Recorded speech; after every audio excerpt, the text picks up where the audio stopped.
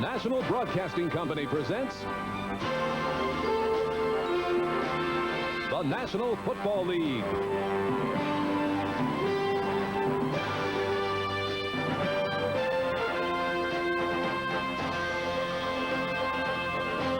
Today from Arrowhead Stadium, it's the Seattle Seahawks versus the Kansas City Chiefs.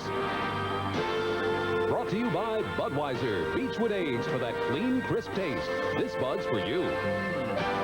By Ford and your Ford dealer. Have you driven a Ford lately? And by IBM. An important game coming up here on a wintry day at Arrowhead Stadium. Especially important for the Seattle Seahawks, who could have their first AFC West title before this day is up. A win over Kansas City this afternoon and a loss by Denver to San Diego later today, and the title is theirs. Even without a Denver loss, Seattle is in the playoffs with a wild card berth, so a win today could guarantee them home field advantage in the first round of the playoffs. And why is that home field advantage so important to the Seahawk team? Take a look, because in the past 2 seasons, Seattle is 13-3 in the Kingdom, 6-8 on the road. Good afternoon, everyone. I'm Gayle Sierens along with Dave Rowe. We'll be bringing you the game between the Kansas City Chiefs and the Seattle Seahawks. And no matter what you say about their record at home, when they come to Kansas City and Arrowhead Stadium, they just have a hard time. They really do, Gayle. They've lost the last 5 times that they've played in this stadium. Chuck Knox is 0 for 4, and they know that it's tough to come in here and win. Well, they have to be thinking about that, Dave, but also they have to be thinking ahead, I would think, to the playoffs. Well, I, in fact, think they are looking ahead towards the playoffs. I talked to one of their coaches on the sideline. I said, are you looking ahead to next week? I said, who do you think you're going to play? He said, we think we're going to play Houston. In fact, we've already taken 2 films and we've looked at them, so they perhaps may be looking ahead. On the other side of the field, Frank Gantz has got his team fired up. He has, in fact, told them that they don't play with enthusiasm. They may be fired enthusiastically. This kickoff is sponsored by Budweiser, the king of beers. Norm Johnson will kick it off for Seattle. Paul Palmer is back to receive it deep for the Kansas City Chiefs. A chilly day here, and the crowd is ready to see their Kansas City Chiefs for the last time this season. Paul Palmer beating his chest, but it's Mark Robinson who takes it and pushes forward. Larry Moriarty gets it ahead to the 34-yard line. Patrick Hunter comes in to make the stop. For the Kansas City Chiefs offensively, Bill Kenny is the quarterback, the rookie Okoye and Hurd in the backfield. Carlos Carson headed to the Pro Bowl, joined by Page and Jonathan Hayes at the tight end position. The offensive line, Eatman, Baldinger, Adix, and Luce.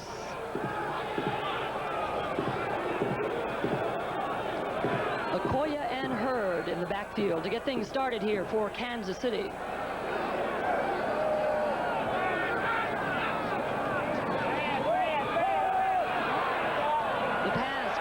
To Okoye. And he pushes ahead. First quarter, we're getting started. Just a couple of seconds gone here. We'll set up the Seattle Seahawks defense for you. Green, Nash, and Bryant are the down linemen on defense. The linebackers, Schultz, Young, the rookie Bosworth, and Tony Woods moving up into that right outside linebacker position.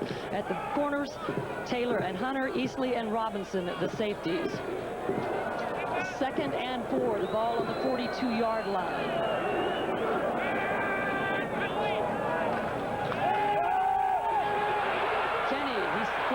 Gets the pass away, complete to Carlos Carson, and it's good for a first down. So Kansas City comes out and gets things going early. Oh boy, Jacob Green had him in the backfield. They're going to do a lot of stunning. Watch from the left side of your screen. You're going to see number 79 come in. Look at Kenny, just ducks underneath him, picks up his wide receiver. That's what he does so well, Gayle. When he's under pressure, he has the ability to pick up that receiver downfield. He doesn't get flushed out of the pocket and decide to run. So Kenny under pressure, 1st and 10 from the 37. The pitch to Herman Hurd. Hurd moves ahead, gets that past the 35, still on his feet, and he's off. Touchdown, Kansas City, Herman Hurd.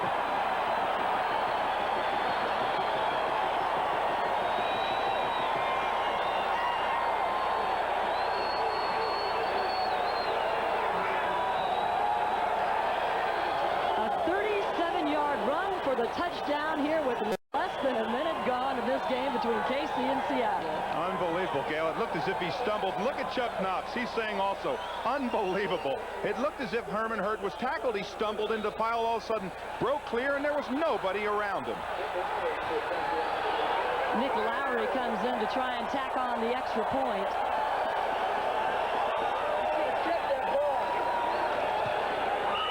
It's good, and just as quickly as that, it's 7-0, but we have flags down all over the place. And if it is against Seattle, it'll be tacked on the kickoff. Defense had 12 men on the field. Decline the penalty. Point is good. So the kick is good. Herman Hurd, what a start. Well, watch this. He just stumbles right here. He gets caught in the pile. Now watch. Good balance. Look at Jacobs there. Jacob Green. He just think he's down. All of a sudden, Hurd with that balance. Look at them. They're all standing around. That's something coaches do not want to see. So with 33 seconds gone, Kansas City has a 7-0 lead. Nick Lowry getting a chance to kick it off early here after an early touchdown by Kansas City. They've decided they're going to make things interesting here early, Dave. Well, one of the things they had to do, Kansas City, was get off quickly, and they've done that. That's something they have not done in the previous games. Bobby Joe Edmonds and David Hollis, the deep men. Edmonds is the player who takes it. He's up past the 20 and to about the 26-yard line. He's brought down there by Lewis Cooper. There it's Steve Largent. We'll be keeping a close eye on him today. Needs 5 receptions to pass Charlie Joyner for first on the all-time reception list in the NFL. A big day for Steve Largent. Well, I'll tell you, that's probably the greatest trade that Seattle ever made. They traded an 8th-round draft choice for Steve Largent, and look at his receptions over the years. First and 10 from the 27. John L. Williams and Kurt Warner, the backs for Seattle.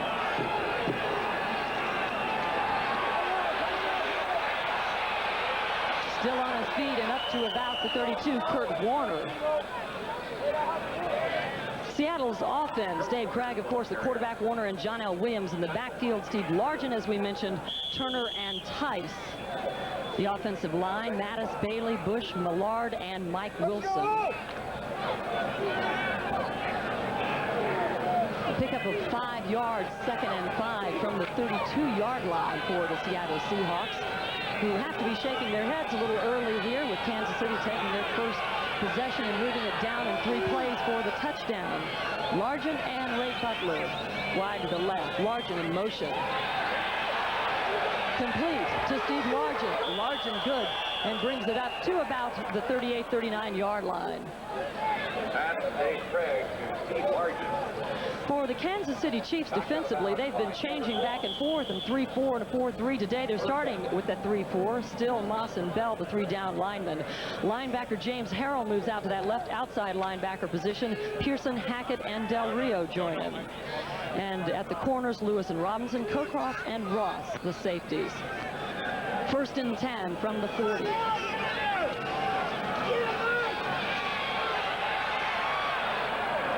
Complete to John L. Williams. He's up past midfield, and it's good for another first down.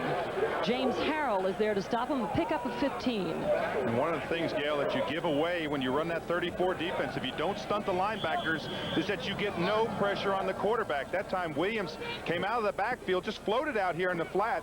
A lot of time by Dave Craig to stand back there and just pick him up. First and 10 from the 46-yard line. Out of the eye, it's Warner and John L. Williams. Largent in motion. The pitch to Warner. Warner picking up ground on the outside and moves it to about the 31-yard line. Good for another Seattle first down. Yeah, we may see this, but Steve Largent, known for his passing, but maybe we can see the block that he makes on this play. He's going to go in motion. Now, we may be able to see it on the second part, but now watch Kurt Warner here when he starts directing. Okay, you get him. See, he's pointing. You get him, and now watch down the sideline. Now, maybe we can get Largent to show you what a receiver sometimes has to do. Watch this. Cut back, get the end. Good block by Largent on number 50. That's Jack Del Rio. So another first down for Seattle, first and 10 on the Kansas City 35-yard line out of the pro set. Butler in motion. John L. Williams straight up the middle, inside the 30 to about the 28. Mark Robinson there to stop him for Kansas City. A lot of other important games going on around the league. A scoreless game so far in Houston. Indianapolis jumps out an important lead over the Buccaneers, 7-0. The Jets and the Giants also scoreless, and another pair of scoreless games in Dallas and Philadelphia today. Here it's Kansas City 7 and the Seattle Seahawks nothing. 12:07 left to play here in the first quarter.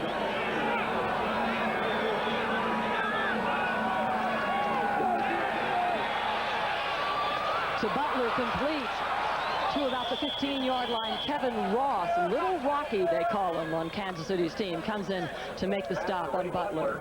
And if they give Dave Craig that much time, he will absolutely pick them apart. They're trying to rush 3 linemen, and they're not getting any rush at all. Maybe we can take a peek at it and look at it. We'll just watch it throughout the game. Now watch the pressure on Craig. This is like practice. We practice in the National Football League 7-on-7. No one in his face. He's got time to throw. Find Butler downfield. Nice catch by Butler. Good concentration bringing the ball in. Dave Craig 3 for 3, 36 yards, 1st and 10 from the 15. We're still early in the first quarter. The handoff to Warner. Warner back to about the line of scrimmage, and he's met there by Mark Robinson. 2nd and 10 from the 15. 11:04 left to play here in this first quarter. The drive beginning on Seattle's 27-yard line. Seattle moving the ball well, and Chuck Knox likes what he's seeing offensively right now, but has to be rattled after the way Kansas City took it to him in the opening drive. Well, coaches do not like to see players stand around, and really Seattle stood around on that touchdown run. Everybody thought the other person had tackled him. They'll make that correction on the sideline or at halftime. 2nd and 10 from the 15.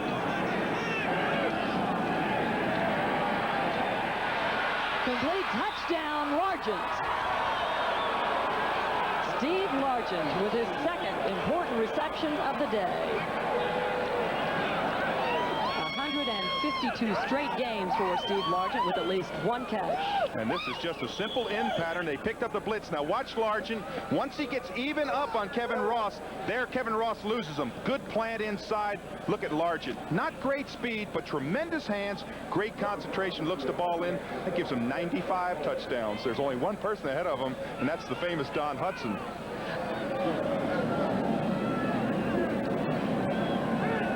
Johnson comes in to try and even it up. The kick is up, and it's good, and we have a tie ball game.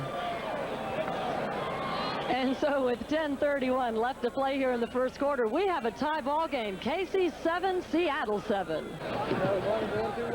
Welcome back to Arrowhead Stadium. Steve Largent, 2 receptions already today, 1 for a touchdown. He needs just 3 more to pass Charlie Joyner for first on that all-time reception list in the NFL. Most impressive career. Oh boy, they don't come any better than Steve Largent. Of course, that record is 750 receptions held by Charlie Joyner. Norm Johnson to kick it off. This one takes the bounce. Paul Palmer fields it inside the 5. Brings it up past the 20. Nailed at the 25-yard line. And do we have a fumble? Seattle certainly says so, but I see no indication here on the field. A 23-yard return for Paul Palmer. It was an important drive to come back and tie it up early here. 8 plays, 73 yards, 3 minutes, 46 seconds, and it was Craig to Largent. And Craig having a terrific day already, 4 of 4 for 50 yards and a touchdown. Kansas City will get things started 1st and 10 from the 26-yard line. Okoye and Hurd are the split backs.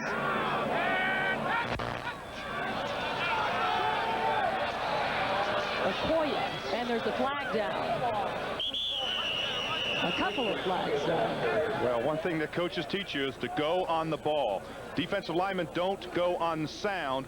Kenny has got great voice inflection. Defense in the neutral zone, 5 yards, 1st down. And it was Jacob Green on the play, and you'll see him jump. Now, he's very, very close to the ball. Now, he had moved in from his end.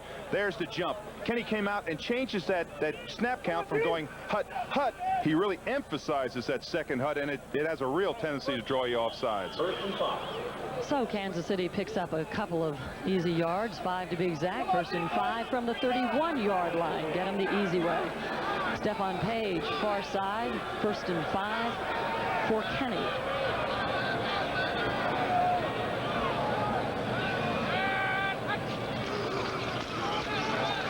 Herman Hurd straight up the middle, and once again gets going for a couple more yards with that extra effort.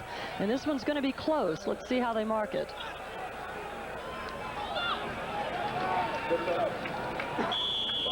First down for Kansas City. Herman Hurd really came on strong last week, and having a better season perhaps than a lot of people expected. Okoye was the guy who came out early in the season, and Paul Palmer was the player everyone expected to have such a great year. First and 10 from the 37. And the Kansas City fans don't like the way Stephon Page is getting pushed around. Well, there's a real tendency when you run that sideline pattern to ease up when you get to that white strip. And you'll see the defensive back doesn't ease up. Watch Stephon Page. He's right on the sideline, makes the catch. Now watch right here. He just eases up. Wham! He gets shoved out of bounds by Terry Taylor. So another first and 10 from the 37, 9:22 left in this first quarter. And Paul Moyer's already gone in to have x-rays on his shoulder. That happened on the opening series here. Okoye and Herman Hurd, again, are the backs out of the pro set.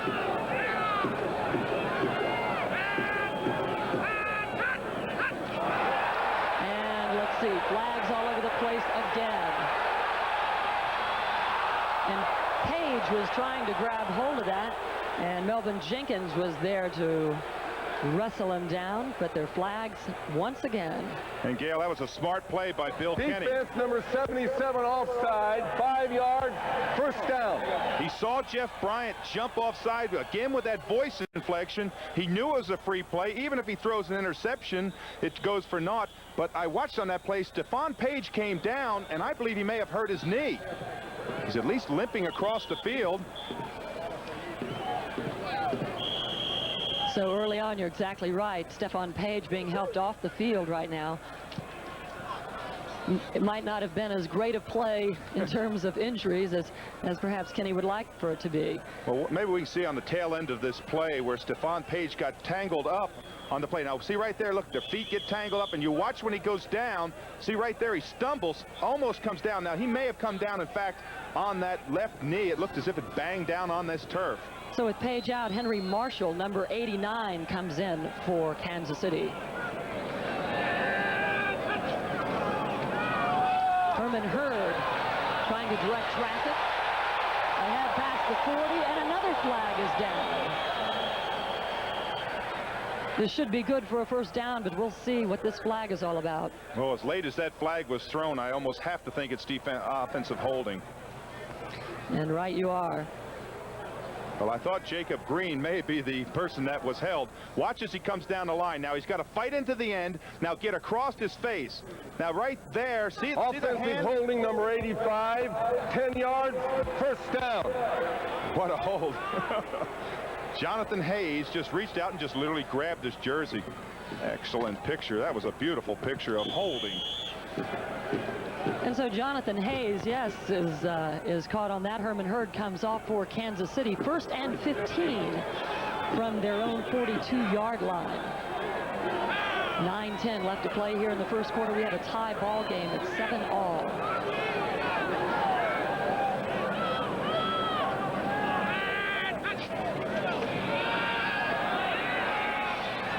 Kenny complete to Henry Marshall. Completion good for 13 yards. Marshall coming in for Stephon Page, who left a couple of plays ago. A tie ball game now between Cincinnati and Houston. Indianapolis still out in front of Tampa Bay, and it is still scoreless between the Giants and the Jets. St. Louis up by a field goal, scoreless in Philadelphia, and the Packers out in front of New Orleans. 14-3, that in the first. First and 15 here from the 42. 8:35 left in this first quarter. Paul Palmer breaks through, gets down inside the 35, good for another Kansas City first down. Well, their number one tackler is Fred Young, number 50. He's their leading tackler year after year, but he just kind of gets handled in there. Good block by the up back. That's Okoye in there, and Palmer just skirts through. I don't know why they don't use Palmer more often. Coming in this game, he's averaging 7 yards a carry. I'd make sure that he either is going to play or not play. Kansas City first and 10 from the 34. Palmer again. still on his feet and brought down at the 30. Brian Bosworth in there to make the tackle on the rookie Paul Palmer.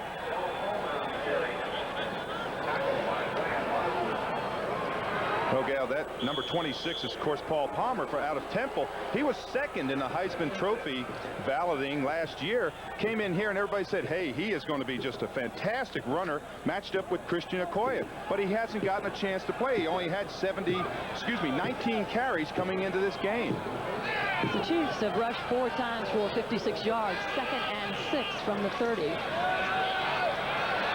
Incomplete pass brings up 3rd down. Carlos Carson, the intended receiver, and Stephon Page was back in on that play, so whatever the injury was, it was not serious.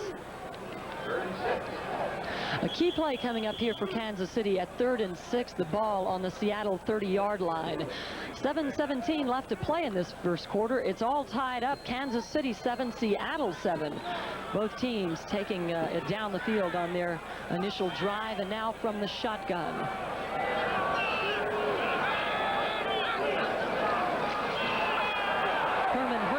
Carries a pass to 30, up to about the 22. Another first down for Kansas City, so they keep their 2nd drive alive. Mark Moore is there to chase down Hurd.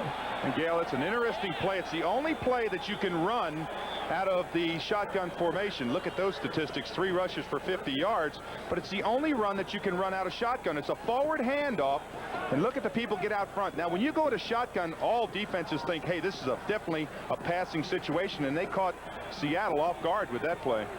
This drive began at the 25-yard line. Kansas City's 25. They're now at Seattle's 22, 1st and 10. King, complete pass to Carlos Carson. And that's good for another Kansas City first down. Melvin Jenkins is there. A pickup of 12 yards for Carson. Well, I know you have to respect the wideouts and the wide receivers, and Carlos Carson is a great wide receiver. You don't have an 18-yard average per catch unless you are, but you can't play that far back off of him. So Frank Gans has to at least be happy about the early going of his team. They've moved the ball well on both of their drives. 6 minutes left in this first quarter. The 10th play of the drive, touchdown, and no. Will they rule it? No catch. Jonathan Hayes, the tight end, was the intended receiver, but he couldn't hold on to it. Tony Woods was there defensively for Seattle. Well, there's 2 things that make a complete catch, and that is control of the ball and both feet down. Now let's watch it again. Right there's the ball. You can see there's 1 foot down. Boom, he got hit. It was awfully close. That was awfully close to control. Both his feet were on the ground. Maybe we can see it again here. Now, does he have control of the ball? Perhaps not. It came out awfully quick. 2nd and goal from the 8. Herman Hurd has the football. Brings it up to about the 7-yard line. Eugene Robinson is there to stop him. So perhaps a pickup of a yard. We'll see where they spot it. Herman Hurd, a real workhorse in the early going here for Kansas City, and a pivotal play coming up for the Chiefs. As we told you, got this drive started on their own 25-yard line. Of course, now Seattle goes into that defense. Down here, they know that it's going to almost assuredly be a passing play. So they've taken out one of their linebackers, one of their defensive linemen, and they're going what they call nickel with 6 defensive backs. 3rd and goal from the 7, and Bill Kenny wants a timeout. So Kansas City takes a timeout with 5:12 left in this first quarter of play. We have a tie ball game here in Kansas City.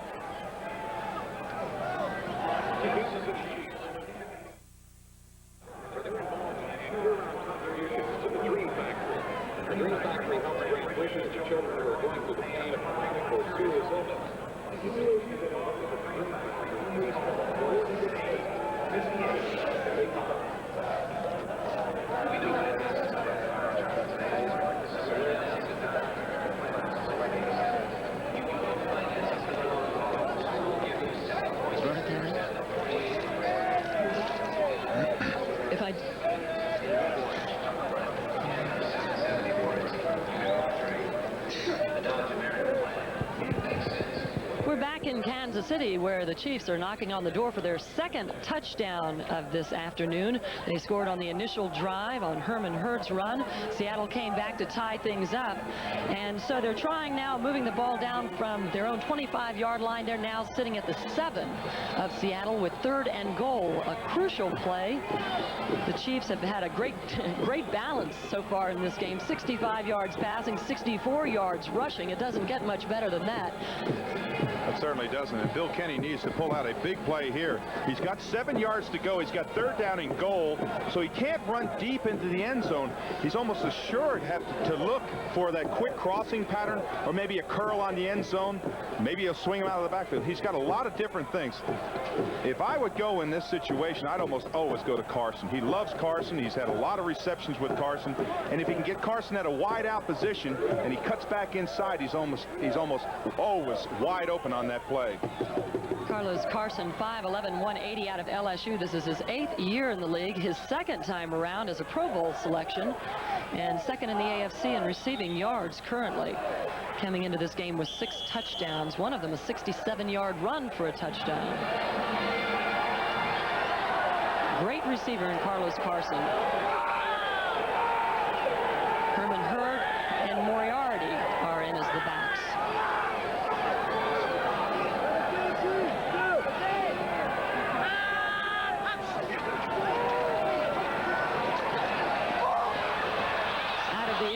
Zone and into the stands.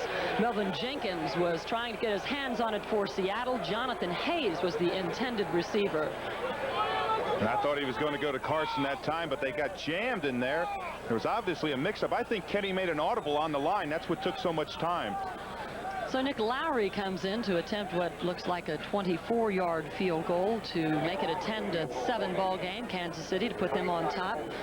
Lowry trying to forget what happened to him last week, a pivotal game last weekend when he could have tied things up against Denver with 34 seconds left and missed on a 37-yard field goal. He'll try and make this one a 24-yarder.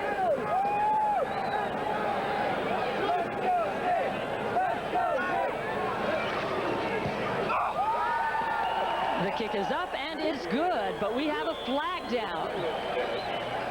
That may be tripping on the offense. If it is, it's a big penalty.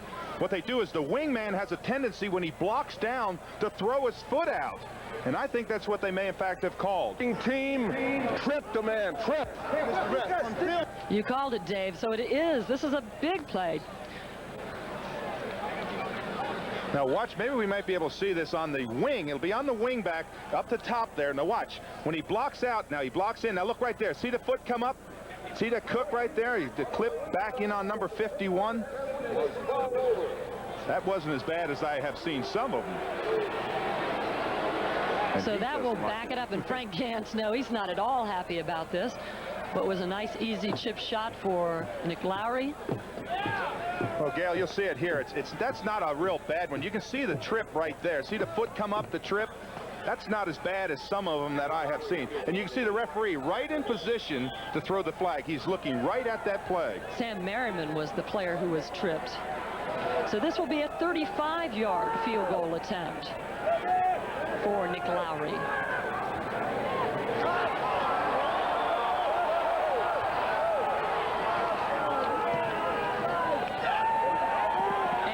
This one is good as well, and so having to do it one more time, but Kansas City makes good on it, and the Chiefs take a 10-7 lead with 5 minutes left to play in this first quarter.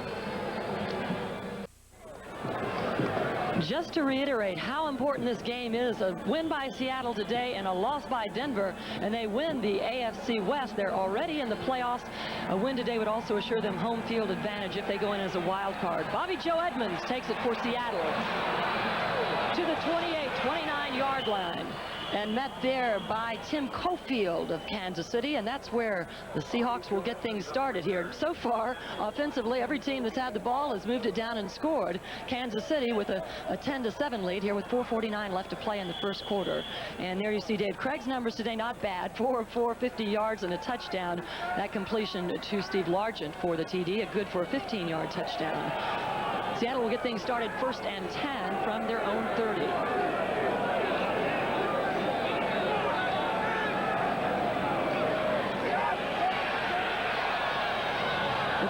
complete to John L. Williams.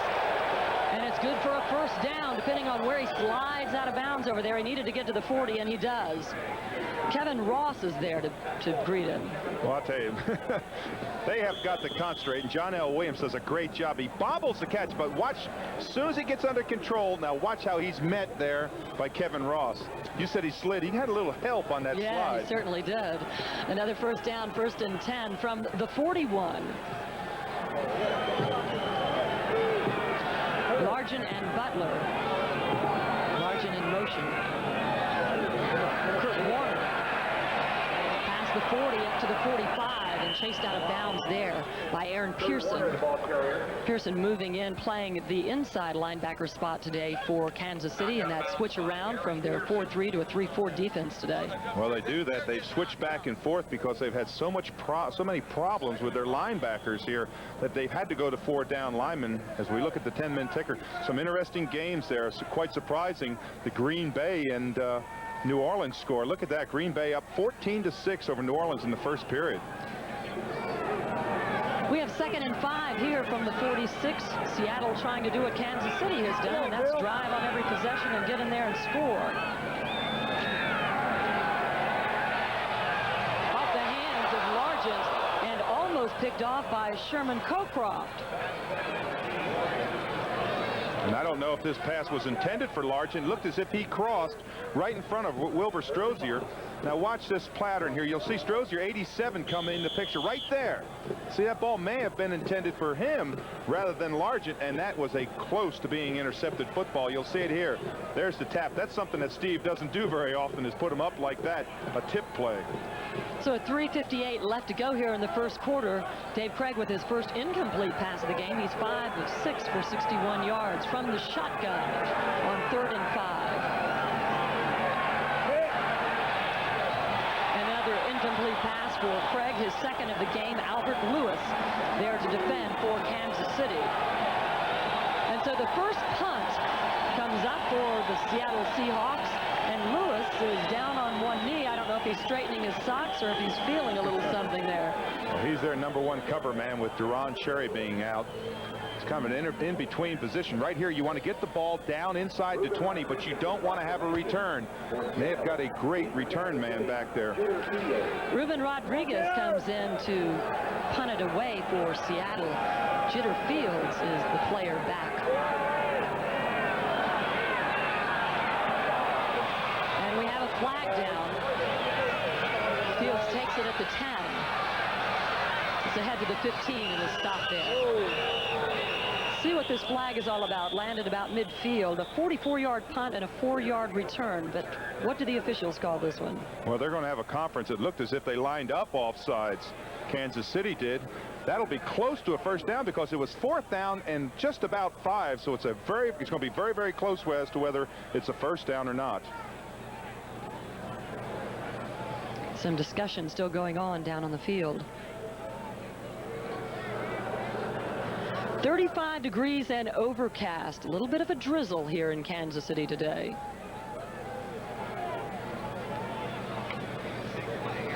This is a big play because if it in fact is a 5-yard penalty, and if they have enough to get a first down, it'll allow Seattle. They're going to take the penalty and take a measurement. Okay, what he's saying there is they're going to measure off the penalty, put the ball down, and then they'll bring the sticks in to see if in fact they made the first down. So Chuck Knox standing around like everyone else is here, waiting to see exactly what the decision will be, if it's enough yards or if they need to punt it away again. 3:43 left to play here in the first quarter. Kansas City leads this game 10-7. Ben Dreith is the referee here, who we've seen numerous times in the past. 28th year officiating in the NFL. I can remember Ben Dreith when I was out there as a player, and he's got one of the great voices of all time. You know, he almost sounds as if he's upset. You know, he's offsides. First down. Kansas City has a football down there. I like his style.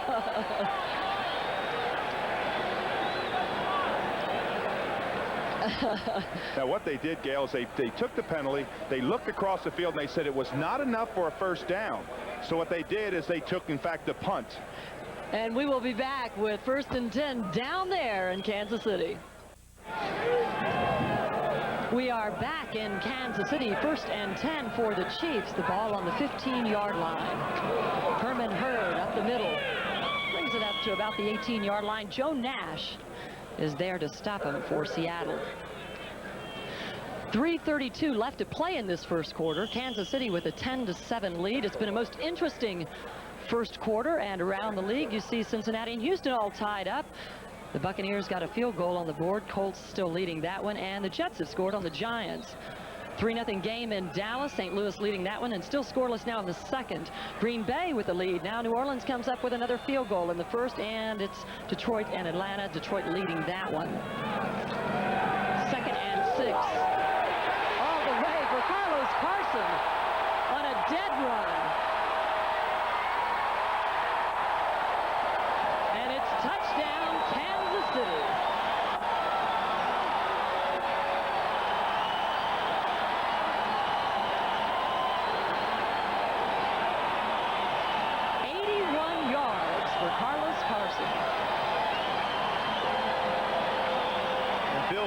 The time to stand back there. His offensive line has taken a lot of criticism for not allowing. They had 47 sacks they had allowed this year.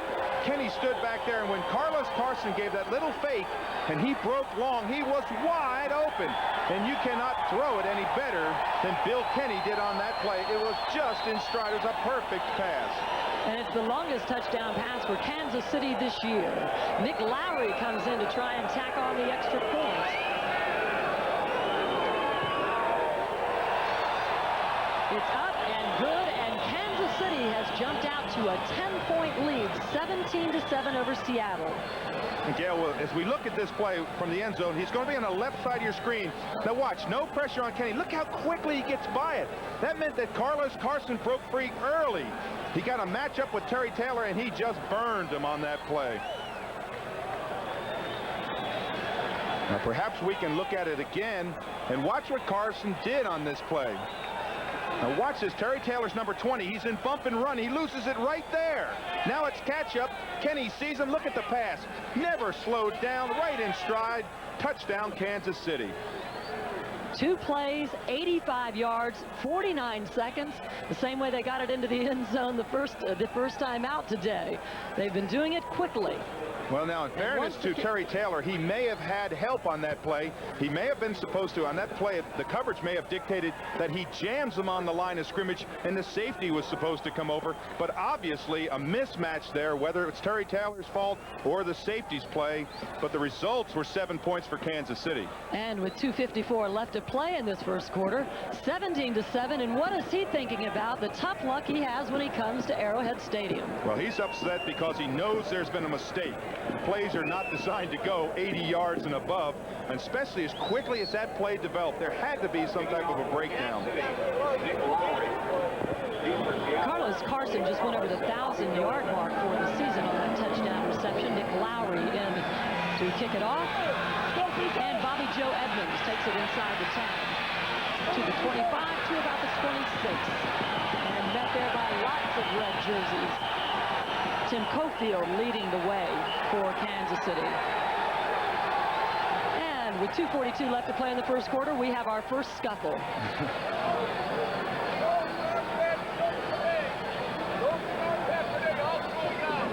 Do you hear Ben Dryden there? I could hear him in the background saying, I don't want any more of that, I'll throw you out. I wouldn't say there's necessarily bad blood between these two teams, but we should point out that Seattle won its last 5 games last year, but didn't make the playoffs because KC won its last 3 games. So a little something to stick in your ribs there. 1st and 10 from the 28-yard line. Dave Craig comes up to the line. Kurt Warner, John L. Williams are split.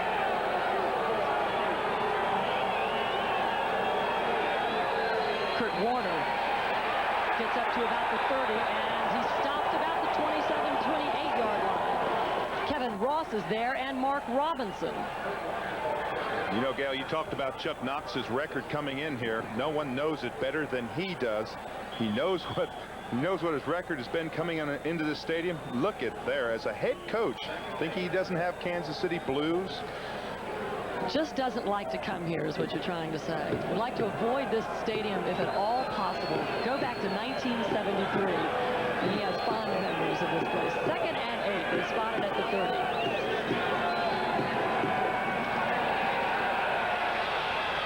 The pass is complete and wrestled down is tight end Mike Tice.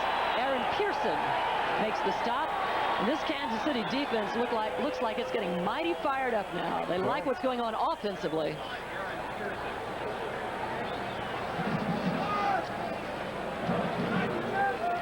And we have some bad news for Kansas City. Herman Hurd has restrained his neck, and it's doubtful that he will see action anymore this afternoon. Well, we may see Paul Palmer in his place, and that's not a big drop-off. But right now, Seattle has got to get something going. 3rd and 2. This is an important play from the 36-yard line.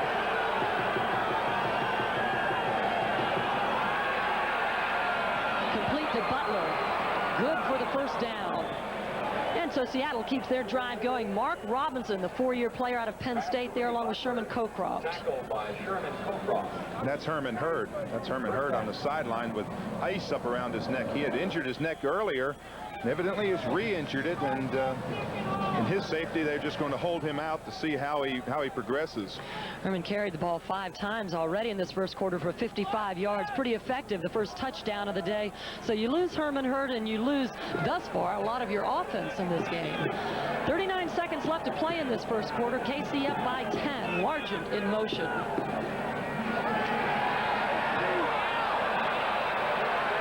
The pass batted away, intended for Butler. Albert Lewis makes the great defensive play to keep that one out of the hands of Ray Butler. And Albert Lewis is probably their fastest defensive back, probably one of the fastest men on the team. Look at the vertical leap to swat the ball away. A little bit of contact, but you see how quickly he pulls his arms back? Just an outstanding play by Albert Lewis. That brings up 2nd and 10 from the 47. Thus far, Kansas City having a pretty easy time of it offensively. 2 quick drives to score 14 points, and they tacked on a 35-yard field goal. 17-7 is the score. Kansas City on top. 28 seconds left to play in this first quarter.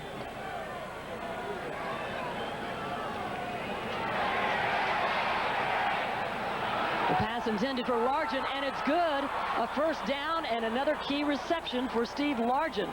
Albert Lewis once again is there, but he can't stop him on this one. What a play by Steve Largent. They talk about that he doesn't have speed. He doesn't have great moves, but watch this play, one-on-one. Again, he's on Albert Lewis, and watch, he just makes that cut and walks away from him. Now watch the concentration, looking straight back over his shoulder. One of the surest pair of hands in the National Football League.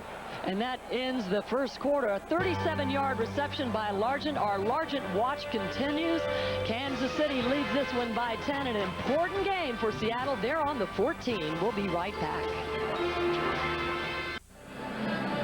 As we get this second quarter going, Kansas City leads this one 17-7, but Seattle is driving, and what a great catch by Largent. Oh, that was an outstanding catch, one of the best ones he's had today, and he's only, what, 1 catch away from that all-time record. That's a very big record in the National Football League, and I told Dave Craig, I said, hey, you got to throw it to him early 4 or 5 times, and he's doing exactly it. 1 more to tie it, 2 more breaks the record. We, of course, will keep you posted. It's an important game for Seattle as well. We don't want to forget the significance of this game and the playoffs game for Seattle. They are already in the playoffs. They're playing 1 for the AFC West title or for home field advantage in the first round of the wild card.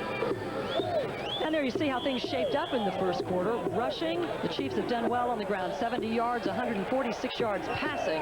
The time of possession about even. Seattle has the ball 1st and 10 from the 14 as the second quarter gets started.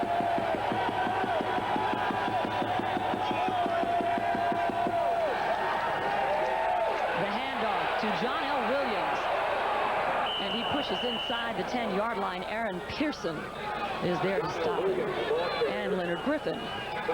Leonard Griffin normally a starter in the game when they play a 4-3, but he's with the 3-4 start on Kansas City's defense today. They started with the 4 linebackers. James Harrell getting the start instead of Leonard Griffin. He is in the game now. Well, one of the things they have got to do in this situation is score. Seattle realizes that they are behind 10 points, and you cannot get this far down the field and not at least get 3 points.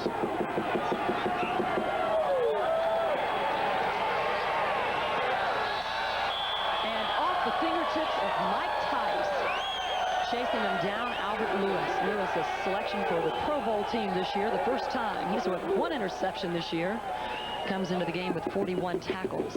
Well, if I saw one fault on Dave Craig, it was on that play. He zeroed in on Mike Tice, and he just was going to go throw to him. He never looked off him. There you, of course, see the Pro Bowl selections from the Kansas City Chiefs. Deron Sherry missing the last 3 games. We may see him before the day is up. Today, said he might play, only if they have to, because they're in a tough position with their secondary, having so many players hurt. 3rd and 4th here, the ball on the 8-yard line from the shotgun. Craig stands there complete to Paul Scansey. Touchdown, Seattle. And Gayle, that is what you have to do in that situation. You can't zero in on one receiver and just try to force the ball to him. That time as Craig dropped back. Now watch, maybe we can see Craig in this position. He looks right for Largent. Now watch this. You see him look right for Largent. Now he's not there. Now he look him pan in the field. Then he comes across. He finds Scansey on the side. And look at Scansey. Just zips into the end zone. That was a big play by both players. Scansey, an 8-yard touchdown reception, makes it 17-13. Norm Johnson in to see if he can't pull within 3. And he does, with less than a minute gone here in the second quarter. Kansas City has their lead cut to 3 rather. 17-14 is the score here at Arrowhead Stadium. Today's game is brought to you by Dodge. For the ride of your life, it's gotta be a Dodge. By Coors Light. There's no slowing down with a silver bullet. It's the right beer now. And by Apple Computer, maker of Macintosh personal computers, giving you the power to be your best. Welcome back to Arrowhead Stadium, everyone. We have 14-11 left to play here in the first half. Kansas City leading it 17-14. Snow dotting the sidelines here at Arrowhead. Norm Johnson in to kick it off for Seattle. Palmer fields it inside the 10, up past the 20. Still on his feet. He's to the 40. And he may be all the way still. Yes, he is. Touchdown, Kansas City.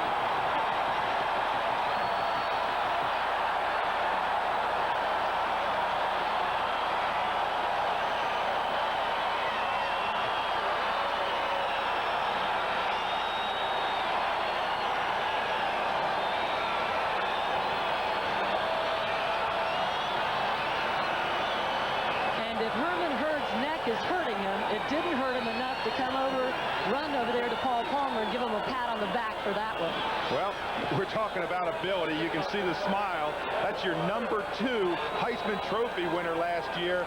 Paul Palmer excites this crowd for 92-yard return. And Gayle, I keep on going back to the point, hey, why is he not getting more opportunity to play? This is an outstanding back he's had. When he saw the vision through the hole, it was just amazing how he just exploded through it.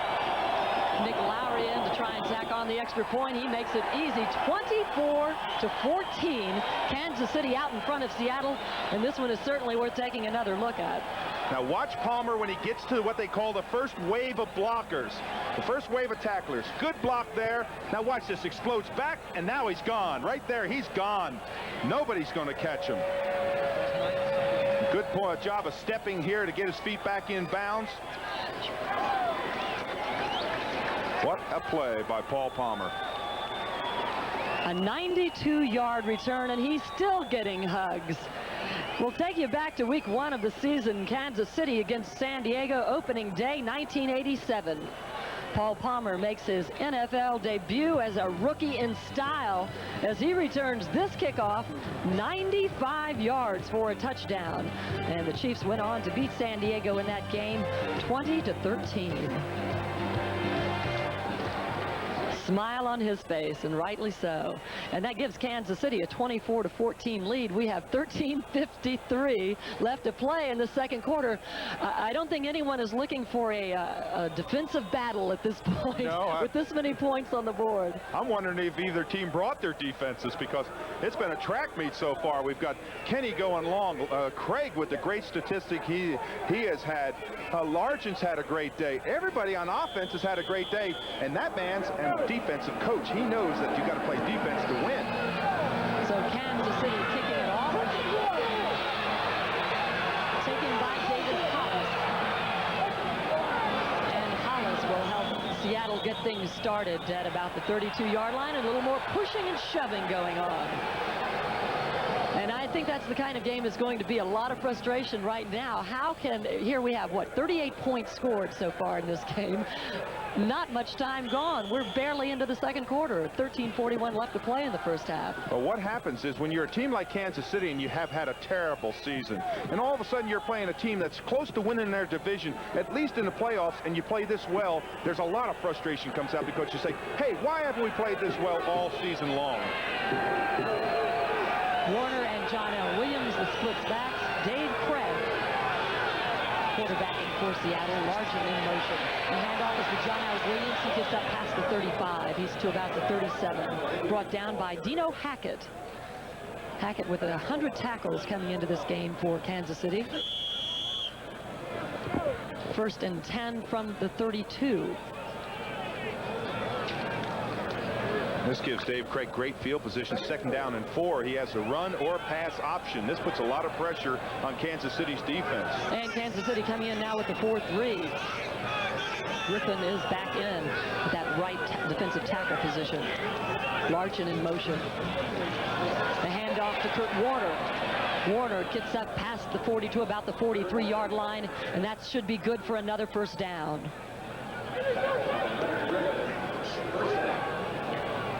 Griffin and Hackett there to stop him.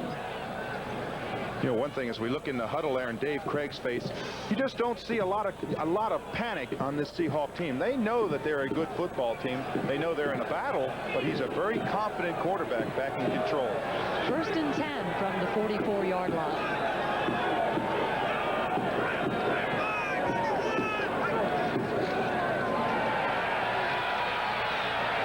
To Largent, complete. And that ties the record with Charlie Joyner. He's just caught his 750th pass reception. And watch the route, just an in pattern. He's running straight down the field. When the defensive back loses a cushion, he breaks back inside, and Dave Craig just finds him. Now watch this. When you see the defensive back lose the cushion, and the cushion is the distance between them, right there, he makes a great break inside, and look how wide open he is on that seam cut. And I can't help but notice he walks back to the huddle very matter-of-factly, like it's all in a day's work. First and 10 from the 34-yard line. Seattle driving. John L. Williams up to the 30. Gets to about the 28-yard line. Stopped there by Sherman Cockcroft. John L. Williams, when he came with this football team, he thought he was going to be primarily a blocking back for the great Kurt Warner out of Penn State, but he is a good running back in his own right. That time Warner had to block for him, so they had to complement each other. John L. Williams, also a terrific blocker, though, has done a lot of blocking assignments for Kurt Warner. He blocks. Those kind of blocking backs hurt you because they hit you with their helmet in your chest, and it hurts. Second and 4. The ball on the 28. 11:02 left to play in this first half. Warner with the football. Takes it down to about the 21. And this one is close. Is it good for a first down? Should be.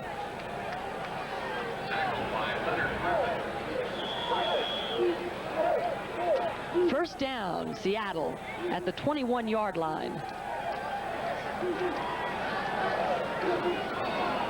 This drive started on the Seattle 31-yard line. It's now at the 21. A little more than 10 minutes left to play in this first half. Seattle is trailing by 10 points.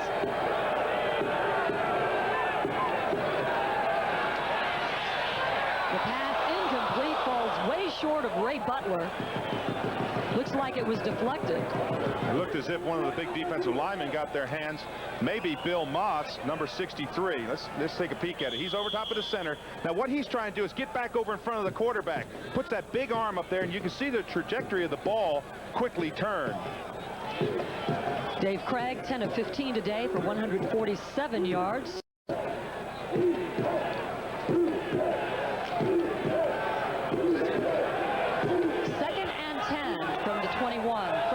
Shotgun. The handoff to Scansy, the reverse to Largent, and it goes back to Craig, who throws for the end zone and almost picked off by Kevin Ross.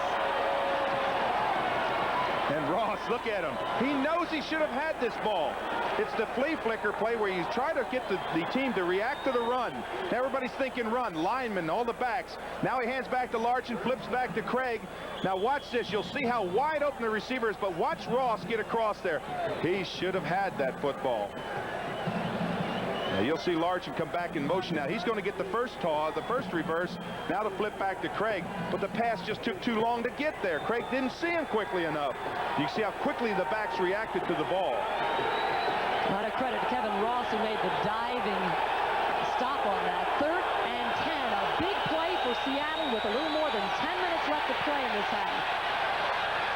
Almost picked off again, this time by number 23, Greg Hill.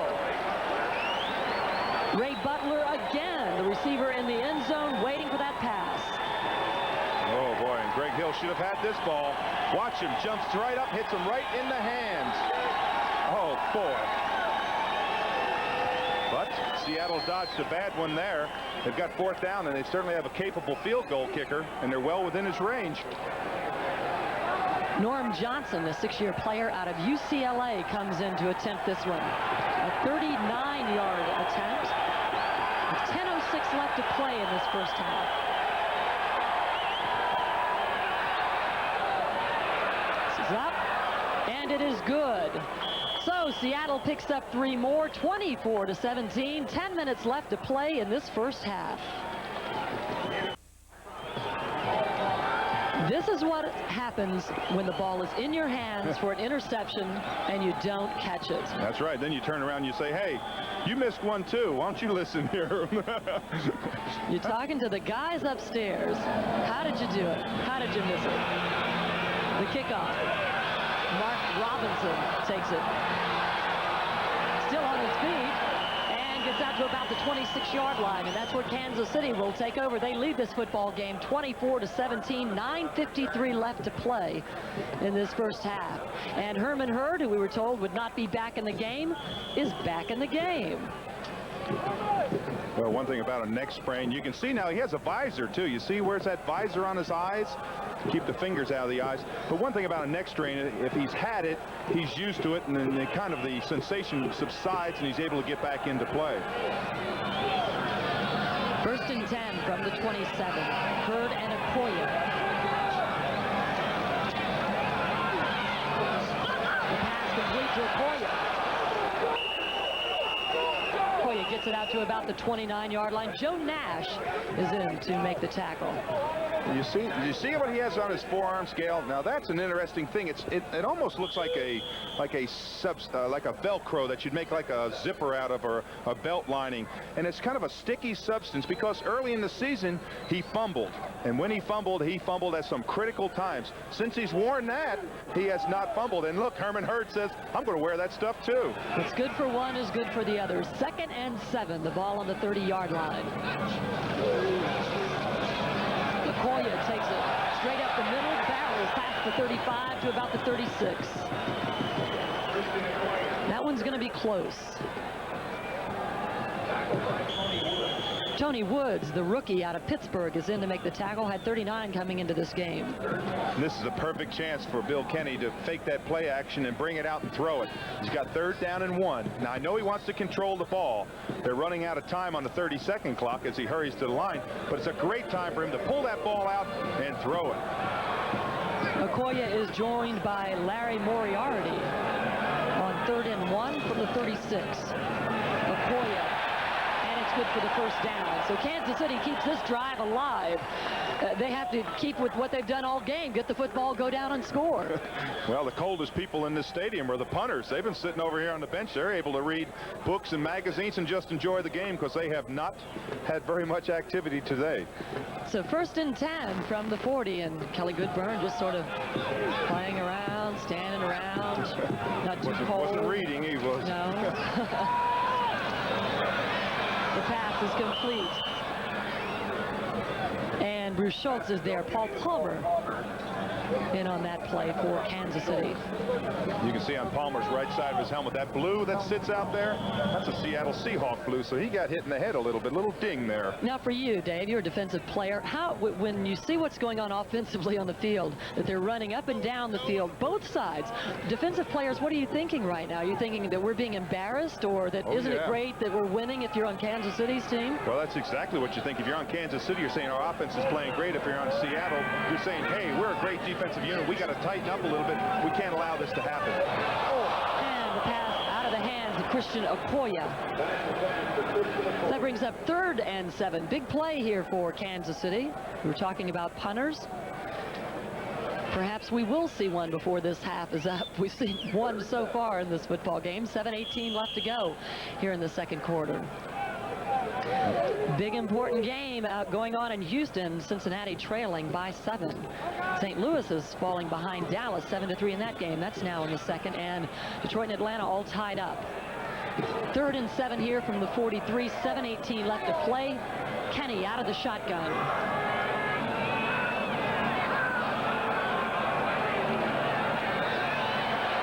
And Kenny will just eat this one. Hangs on to it down at the 35. Jacob Green comes in to take him down. 85 career sacks coming into this game for Jacob Green. That's the first one of this game. And he got off the ball very quick. And once you get around that defensive end, it's just curtain time for Bill Kenny. Kenny kind of gave up a little bit on that play. He knew that he was pressured. And rather than throw an interception, he just kind of went down in the puddle. Right down in the pile, I should say. Kelly Goodburn into punt for Kansas City. Bobby Joe Edmonds standing at his own 21-yard line. 6:57 left to play in this first half. And that one backs him up a little bit, takes it at the 16. Still on his feet at the 30 to the 38-yard line, where he is finally brought down by Kansas City. So the score, 24-17, Seattle will have the football with 6:46 left to play in this first half.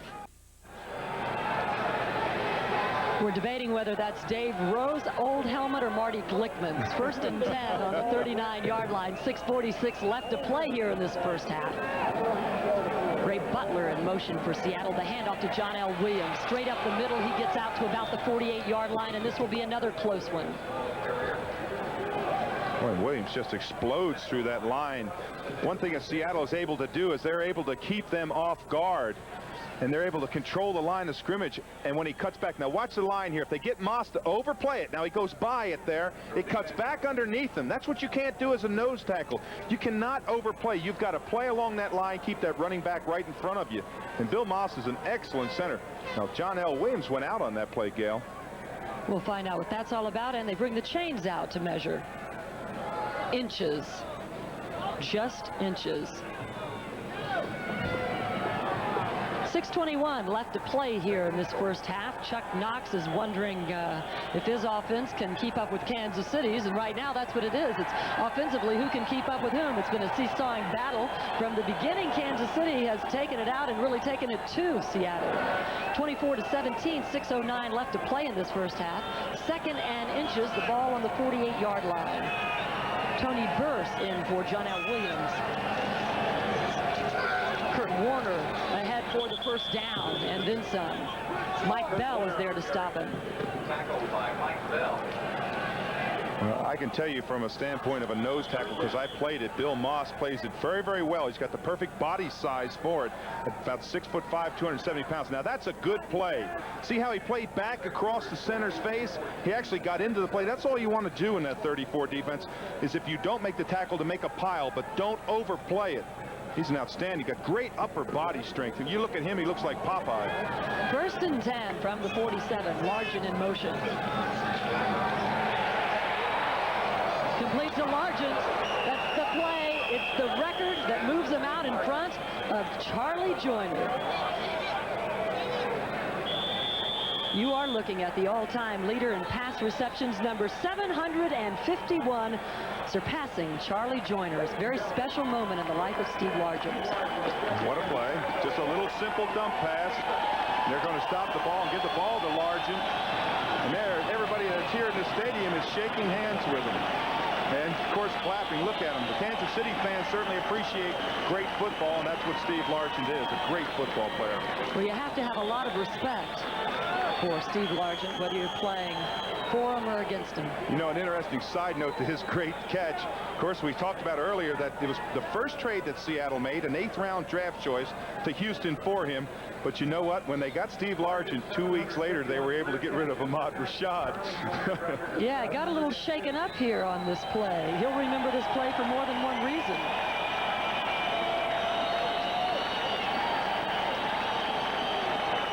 And Gayle, that was not an easy catch, really. Well, watch here. You're going to see Largent go in motion, and he's going to get jammed right here. Look, right there. He's getting jammed. Now he just kind of comes off and just finds the open seam, and the catch wasn't even easy. Now he gets hit quite a shot there by the defensive back. That's Kevin Ross, so it was a one that he will not forget, as you said. And business as usual, 2nd and 7 now from the 44. Kurt Warner carries the football. And he's getting into a match there with Kevin Ross and Mark Robinson. And Warner is kind of tired of it looks like, right now. Well, he's a very intense individual. You see Largent, of course, coming back across the field. Now, Kurt Warner, I think on the play, he didn't like the tail end of the play. Now, he gets hit. Now, watch when he goes down, the tail end. Now, watch right here. When he pushes him down, it's kind of like he rolls him over and just kind of shoves him. And nobody likes to be shoved in the National Football League. You just don't like that. 3rd and 3 from the shotgun. John L. Williams.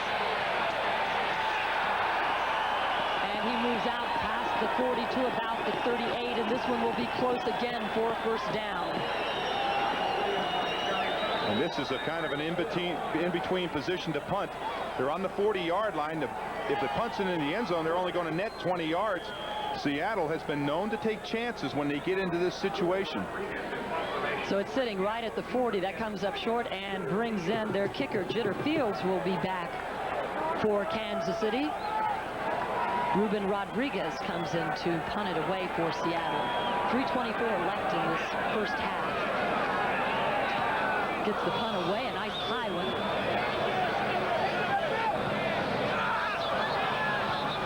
Great coverage by Seattle. Will put this one inside the 5, and Kansas City has it at about the 2-yard line.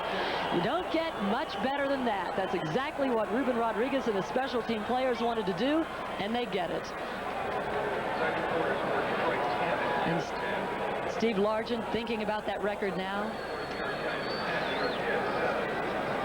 And it wasn't so long ago, back on November 22nd, that Steve Largent had the opportunity to get together with the player he just passed, Charlie Joyner. They share a moment together when the Seahawks played in San Diego earlier this season.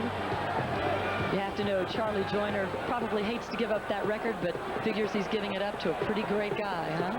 Well, the thing is that Largent's done it in just 12 years, whereas Charlie Joyner, I think, played 16 or 17 years.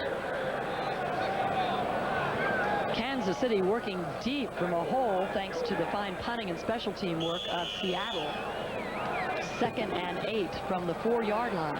You know, I talked to, as we look at Bill Kenny, I just wanted to make one mention. I said to Steve, and we've been friends for a long time, I said, Steve, how many more years? He said, next year will be my last, but I haven't made it official yet. But he said, I'm ready to get on with the rest of my life. And he told me that that catch was going to be for Terry and his children. Of course, he's his wife. That special pops it up. Christian Okoye lets go, but it is recovered. Seattle says they have it, and indeed they do. So Seattle gets the football back. Great field position inside the 10-yard line, and Frank Gantz is not very happy about what he just saw happen out there. Well, we talked about the sticky stuff that Okoye had on the inside of his arms. He just got hit right on the ball. Just a perfect tackle. Boom, there comes the ball. It comes out from behind. Now look at them all turning around. Nash has got it. Now look at the defense. That's 77. He's got a chance to get it also. He doesn't come up with it. All of a sudden in there diving, I think it was Kenny Easley that came up with the interception. Kenny Easley does come up with it. It was in Baldinger's hand, but he just lets go of it. And the Chiefs, 24 fumbles lost. That's the most in the NFL, and this puts Seattle in prime position with just over 2 minutes left to play in the first half. Kurt Warner gets the ball, takes it to about the 6-yard line.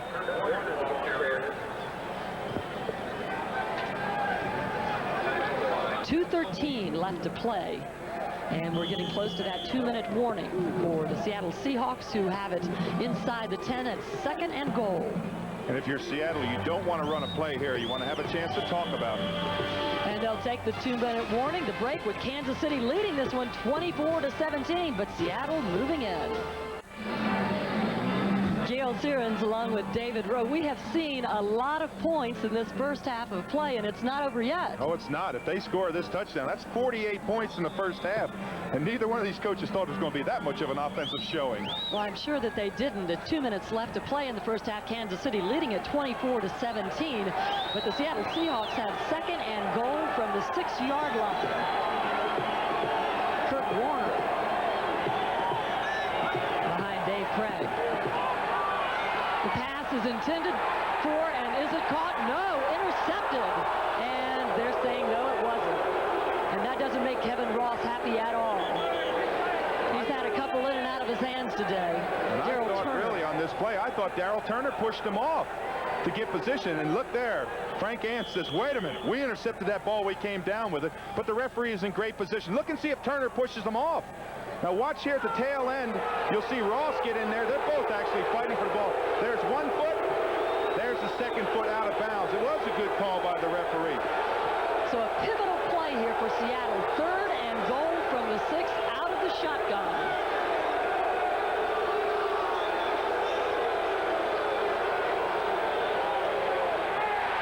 And the pass is tipped.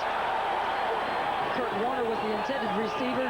Greg Hill gets a hand on it.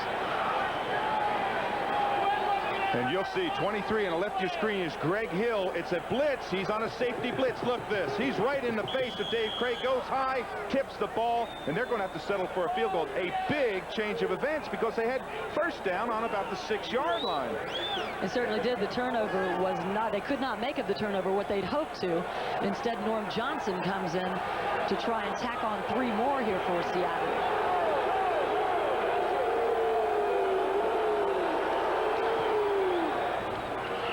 The kick is good. So with 1:50 left to play here in the first half, it's narrowed that lead again. 24-20. Kansas City still on top.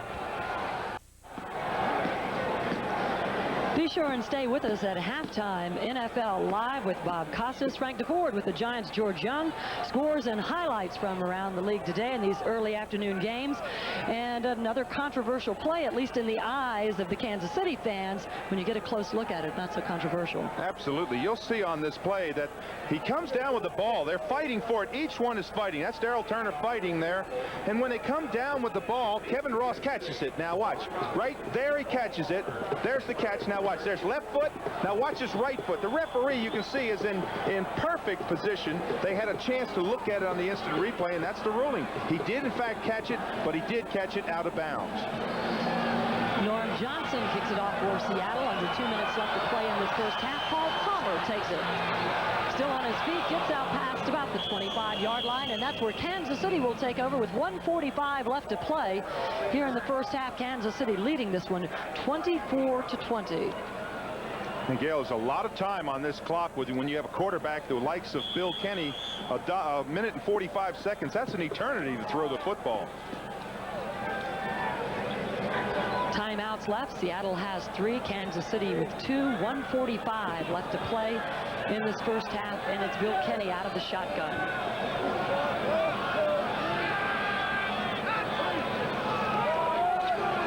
Herman Hurd with the football. Gets out to about the 35-yard line, and this should be good for a first down. Eugene Robinson is there, and the clock keeps running. 1:32 and counting. These are all pre-called plays. They called him on the sideline, and he can change them and audibilize them from shotgun. First and 10 from the 36 from the shotgun. Kenny's pass across the middle is complete. Stephon Page, good for another first down. 1:13 left to play. Pickup of 13 yards by Page and a timeout. Kansas City takes the timeout. 1:13 left to play in this first half. Kansas City with a 4-point lead over Seattle at 24-20. Bill Kenny coming over to his sidelines to talk things over. New Year's Day, a big lineup for NBC. Never has anyone offered such a College Bowl lineup as this year. The New Year starts out with Gayle Gardner hosting the Bowl Day extravaganza. We start with the Fiesta Bowl as Charlie Jones and Jimmy Cefalo bring you number 5 Nebraska taking on number 3 Florida State. That's followed by the Rose Bowl as Dick Enberg and Merlin Olsen presents Southern Cal challenging Michigan State. And then the national championship game, the Orange Bowl. Number 1 Oklahoma, number 2 Miami. That one starts at 8 o'clock. Should be a good one. First and 10 from the 49 here. 1:13 left to play in this first half. Kenny from the shotgun. Chiefs with just one timeout remaining. The pass incomplete. Brings up second down. You know, when I watched Kenny walk over to the referee, he felt that Carson was kind of jammed on the line. Now watch here and see, in fact, if he wasn't held, that's Patrick Hunter there. That is pretty close to holding. It's certainly more than 5 yards downfield. But the referee didn't see it, so it doesn't count. Second and 10 from the 49. That's the theory of the ex-player. Huh? Oh, yeah. If the referee doesn't see it, then it's legal. Again from the shotgun. 1:08 left to play in this first half. 9 of 14, 165 yards and a touchdown today for Kenny. Across the middle, in and out of the hands of Stephon Page. Kenny easily right there with him. Oh, and this is a pass that Stephon Page should have had on this play. He's running a crossing pattern right across the middle. Now watch where the ball goes, and watch how quickly. Kenny Easley's not even in your picture. There he comes. Look how close he came to getting an interception. Yeah, he would have had to stretch pretty high for that one. Well, that's still, I'll tell you, he is a very gifted receiver coming across the middle. And Kenny is really right. Both quarterbacks have thrown the ball exceptionally well today. Big down, third down. He's got to pick up 10. Third and 10 from the 49. Just over a minute left to play in this first half. Kenny walking all around back there from the shotgun.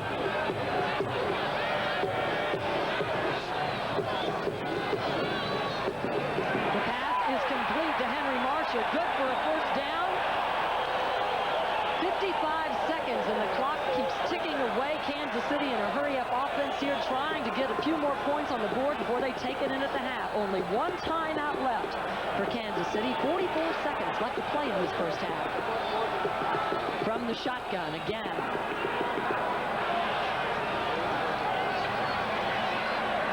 The pass complete to Hurd. Brian Bosworth is there to stop him. 28 seconds and ticking. And another scuffle going on between Hurd and the Boz. Oh, boy, and Bosworth held him on the ground that time. It's what you want to do. The referee should have stopped the clock. 14 seconds. Look at them all pushing Bosworth. They don't like that. Bosworth laid on the player.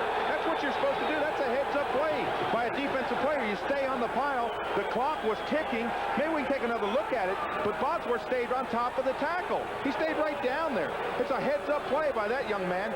When you want it, now what you do is, if they don't want to call timeout, hey, just stay down there. Just keep on holding on. Several of them, look, now they're trying to get off. Hey, hurry up, we got to get going. And look at Bosworth. He kind of rolls around. That's a great play. So Bosworth, quite a character even before he arrived on the scene in Seattle. You've played with a few players like that, haven't you? Oh, he's just been an average Raider. Third down, 5 to go from the 27-yard line. This is important. 14 seconds left here in this first half of play. Kansas City leads at 24-20 from the shotgun. The pass in and out of Herman Hurd's hands. Incomplete, brings up fourth down with just under 10 seconds, down to 9 left to play. So Herman Hurd takes it off the field. A little upset with himself. I was a little upset with where Kenny threw that ball. I felt he should have gone downfield. Now, you'll see one of the most intense field goal kickers that's been known to this game come in here, and that's Nick Lowry. He's got eyes that, boy, when he concentrates on that ball, it's an unbelievable look. A 44-yard attempt for Nick Lowry. He's 3 of 5 between the 40 and the 49. 9 seconds left in his first half.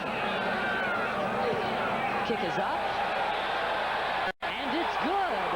A 44-yard field goal for Nick Lowry. Kansas City tacks on another 3 points. A 27-20 lead over Seattle with just 5 seconds left in this first half. Now, you remember last week when Nick Lowry kicked that kick that could have tied the game in Denver? Watch this one. Again, great concentration. This one here, he knows it's right there. Just a little reaction, huh, Nick? Pretty happy about that one. And well, he should be. It gives Kansas City a 7-point lead with 5 seconds left to play, barring anything wild and crazy, which we've seen some wild and crazy so far here today. Well, we've got 47 points in the first half, and these two teams played a few years ago, back in 1983, and between the two of them, they scored 99 points. Now, we may, in fact, see that. I think it's the 3rd most points scored in the National Football League. An offensive fireworks display here in Arrowhead Stadium today. Kansas City out in front of the Seattle Seahawks, 27-20. 5 seconds remaining in this first half. Be sure to stay with us at halftime for all the scores and highlights with Bob Costas and company. Well, isn't this the day Ahmad gives those famous awards out? That's right. Something to look forward to. And the swivel kick, finally handled by Seattle. And it's been fumbled, and it's still loose. Time has run out on the clock. See who's on the bottom of that pile. Looks like Kansas City, but that is the end of the first half. And it's been an interesting one with Kansas City taking a 27-20 lead. And Chuck Knox may have some words of wisdom for his Seahawks as they head into the locker room.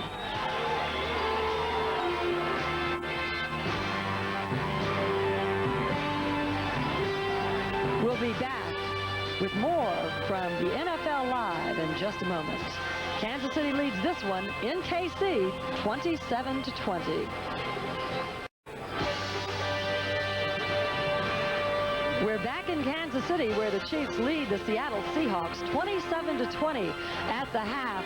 And there have been some wild and crazy plays going on in this first half of the game. An exciting offensive game, but it ended on a rather spectacular event. Well, it certainly was. I think it was a play that was very indicative of the game.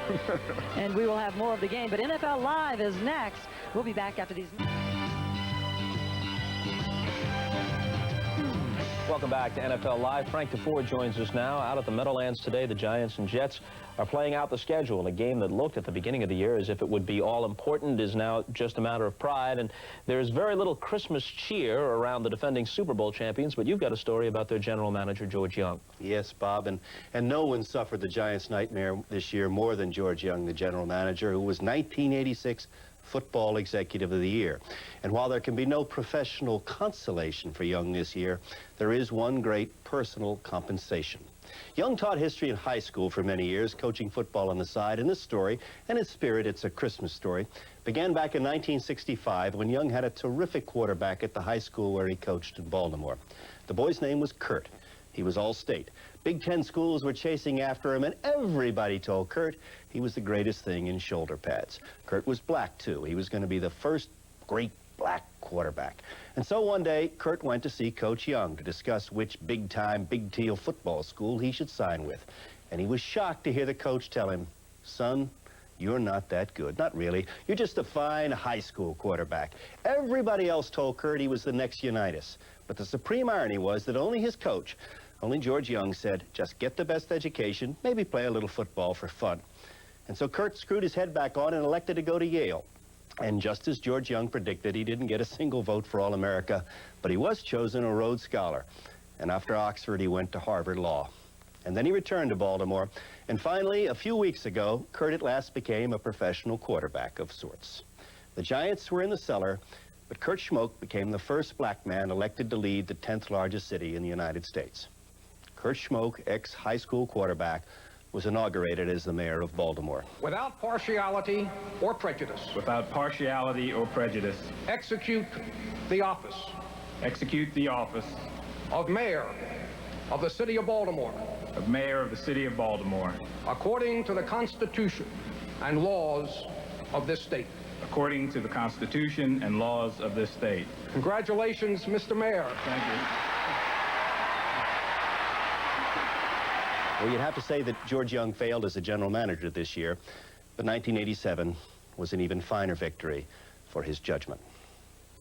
George Young is an interesting individual, as you say. He has a varied background, something of a Renaissance man, very well-read individual, can quote from the classics. Not the sort of person you usually find around the sports scene. He told me one time, as a matter of fact, that if you woke him up in the middle of the night and asked him who he was, he'd say, "I'm a high school teacher." And I'm sure the cynics will say he was a general manager this year, like a high school teacher. But I have a hunch the Giants will be back next year. I think this was something of an aberration. Let's make another point, and that's about how difficult it appears to be in all sports these days at the professional level, and equally true in football, to repeat. This will be the 9th straight year that we did not have a repeater, because, of course, the Giants can't. Baseball is even more extreme. 10 different teams have won in the last 10 seasons, the World Series, and the most before ever was 5. So it's really an extraordinary situation. Although the Cardinals, if they had won a couple of 7th games, could have been 3-time champions between 82 and 87. They've been there 3 times. They've been there, but it's that old thing, if a frog could fly if it didn't bump its rear end on the ground, Bob. I say that often myself. Merry Christmas. Thank you. All right, we'll be back as NFL Live halftime activities continue. Please stay with us.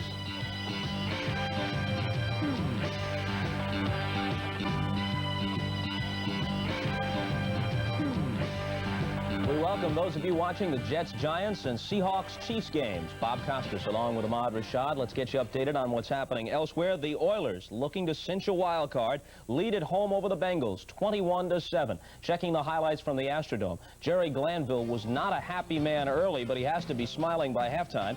It was Cincinnati getting on the board first, however. Boomer Esiason rolling left on this 3rd and 8 play and unloading a 53-yard completion to Chris Collinsworth. He's one of the best in the league, but Collinsworth doesn't have a touchdown catch this year. Stanford Jennings scored from the 1 a moment later. Houston evens it when Alonzo Highsmith, the rookie from Miami, scores his first pro touchdown. On the flip from Warren Moon, he does the rest himself, just blasting through potential tacklers. It covers 33 yards. Now here's Houston early in the 2nd quarter with Moon going up top to Ernest Givens. He stumbles down just shy of the goal line, and Moon scored on a 1-yard keeper after that to give them a 14-7 lead. Highsmith had a 1-yard run on a 4th down play later, just before halftime, 21-7 in favor of the Oilers. Now, here are their possibilities. If they win, they're in. If they lose, they're out. If they win and Seattle loses at Kansas City, not only is Houston a wild card, but they would host the wild card game against the Seahawks. Indianapolis and Tampa Bay. Eric Dickerson, 77 rushing yards, including a 6-yard touchdown in the first half. Dean Biasucci with yet another field goal. It's obvious why. He'll be the kicker for the AFC in the Pro Bowl. He's made 24 of 27 this year, and 2 of his 3 misses came from outside 50 yards. 10-3 in favor of the Colts if they win their champs in the AFC East. A surprising score, except when you consider the fact that the Chiefs have won 5 straight games at home against Seattle. The Seahawks always have trouble there, and Kansas City, in a wild affair, leads 27-20 at halftime in Arrowhead Stadium. One note for the Seahawks before we take a look at the highlights. Charlie Joyner's record has been eclipsed by Steve Largent. Largent caught 5 passes in the first half. He now has 751 lifetime, and of course the total is still building. He is the #1 receiver all time. There is Largent along the sideline. He also had a touchdown reception in this first half, which was, as I said, a wide open affair. Here's Herman Hurd taking the pitch out, looks to be stopped, but he breaks it out to the left for a 37-yard touchdown on the game's first possession. So it was 7-0 Kansas City. That lasted only until Seattle got the ball. Dave Craig takes them right down the field, and from the 15, he hits Largent to tie it at 7.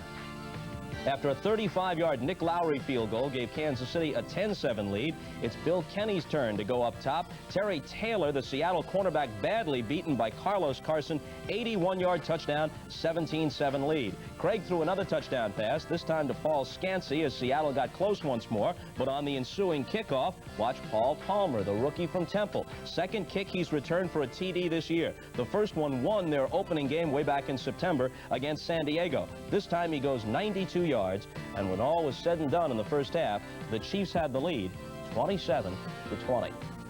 Ahmad, I know as a former wide receiver, you truly appreciate the work of Steve Largent. He's just the best. I'm telling you, for all you kids out there that want to be wide receivers in the National Football League, take a lesson from watching Steve Largent. Here's a guy who is not the most gifted athlete on the football field, but the way he made his career was by learning how to read defenses and run pass routes, and he does that better than anybody that's ever played the game. There's another story in Kansas City, and that's the debut of the first female play-by-play announcer in NFL history. Gayle Sierens is working the game for NBC.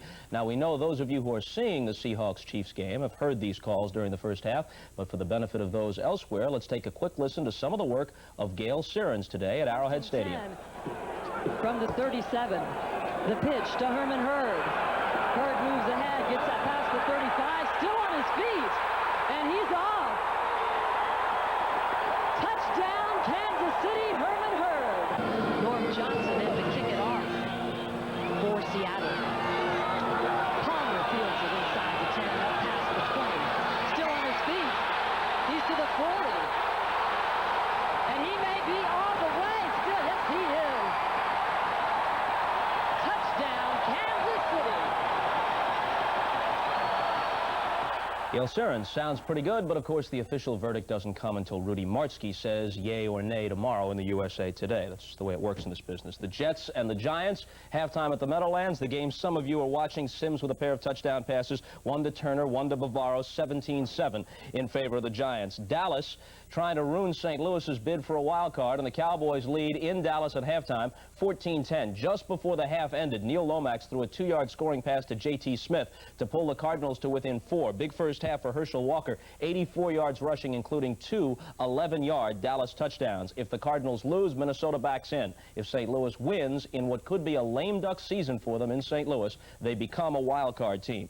Philadelphia into the third quarter at home and leading Buffalo 10-0. They made life miserable for Jim Kelly in the first half. Kelly was just 4 of 16 for 39 yards, 2 interceptions, and was sacked once by Reggie White. Green Bay, surprisingly, with the lead early in the third quarter at the Superdome over the Saints, 17-12. Don Mikowski with a pair of touchdown passes to Walter Stanley. All the Saints scoring off the foot of Morton Anderson. He has 4 field goals, including a 48-yarder and a 52-yarder so far. Detroit and Atlanta, the Falcons lead at home 13-10. That's early in the third quarter. If Detroit loses this game, they console themselves with the knowledge that they have the #1 pick in the next NFL draft. And now we're going to send you back to the ballparks as the kickoffs for the second half are coming up in just a few moments. We'll see you later in the day.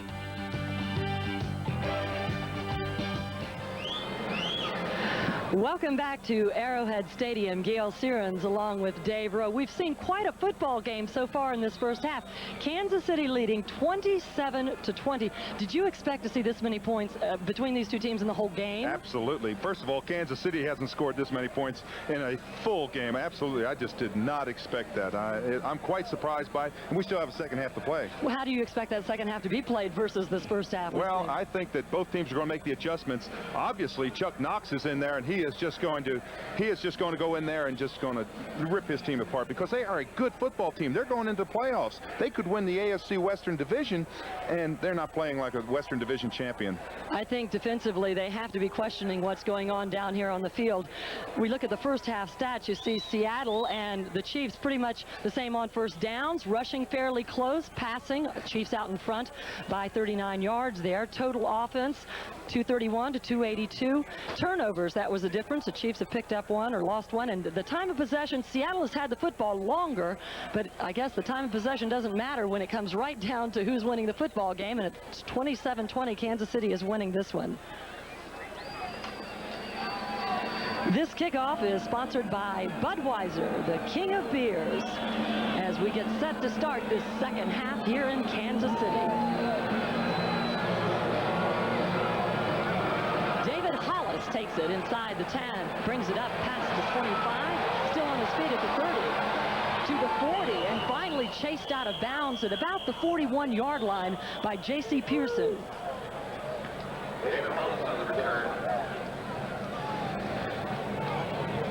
That's Paul Kaufman, who got up late there and kind of ran off the sideline. I believe he's all right.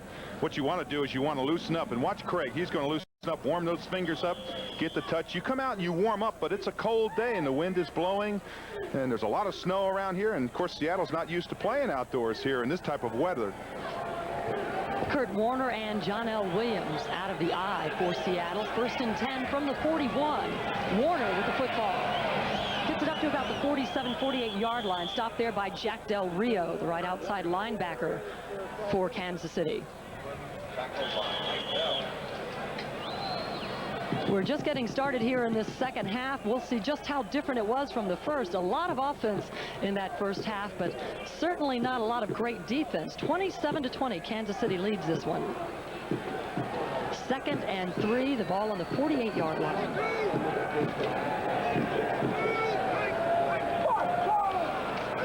John L. Williams gets past midfield. John L. Williams on the carry.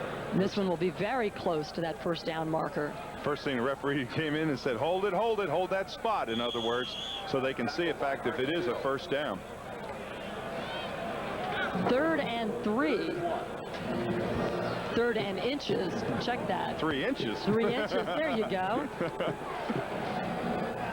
Ball right at midfield, shortly close to it, about 49-yard line. 13:38 to play in the 3rd quarter. Just a minute or more gone here. Warner goes over the top, and that one is easily good for the first down. So Seattle comes out moving the football here in the 3rd quarter. And Gayle, there was no real penetration on either line. Both lines are just in there. You can see all Kansas City players are jammed in. All Seattle is jammed in there. Warner goes up over top, just kind of falls over the pile. But now if you're a Seahawk fan, what you want to do is right now you want to come down, drive down, take control of this football game. They were supposed to win this football game coming into it. They are the better team with a better record. 1st and 10, Warner with the football. And he has another Seattle first down. He makes it look so easy sometimes, doesn't he? A reminder to our viewers that we will be selecting the Budweiser Most Valuable Player for today's game at the conclusion of this game. Kurt Warner carrying the ball 13 times for 68 yards. He was held to just 16 yards on 11 carries in last year's game in Kansas City. 68 yards already today. 1st and 10 from the 35, and it looks like, oh, the lights are on. I started to say, it looks like the sun's trying to come out here.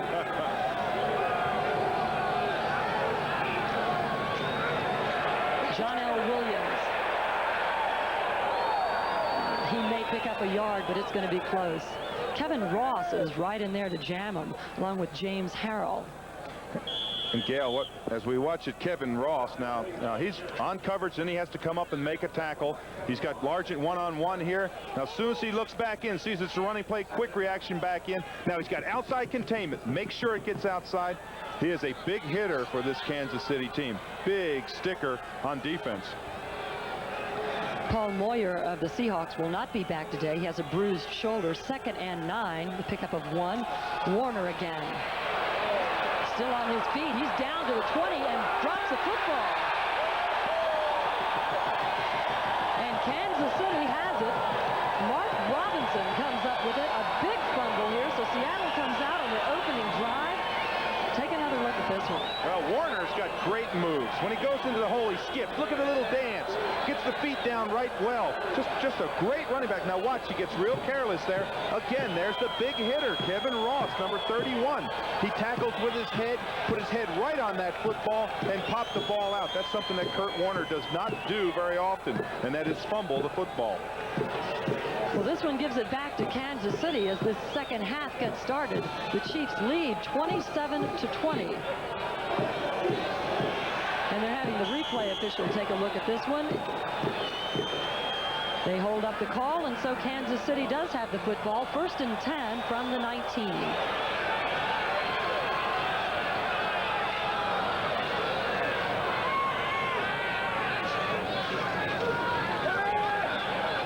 Herman Hurd to the 30, and he loses the football, but it rolls out of bounds. Melvin Jenkins is there for the big hit. Boy, did Bosworth come across there and hit Hurd. Hurd is coming out of the backfield. Now watch Bosworth in here. Good tackle. Watch this. He cuts back inside. There's Bosworth. Boom. He just, unfortunately for Kansas City, the ball bounds out of bounds, or else Seattle's got it back. So Jenkins gets a hand on him. Bosworth finishes it off, but it does go out of bounds, and Kansas City has the football. 1st and 10 from the 32.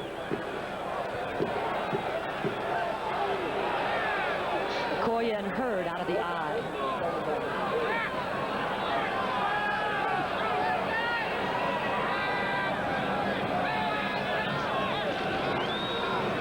Hurd stays on his feet, gets inside to about the 35, 36-yard line. You know, everyone talks about Bosworth and, of course, being the character, but he has great speed and a good nose for the football. Now, he sees the play. See, he didn't react quickly across. All the play action would have taken him to his right, and he was quick enough to react against quite a ball player in Herman Hurt. He has great speed, but no one can believe that Bosworth runs as fast as he does and is as big as he is. 2nd and 6 from the 36.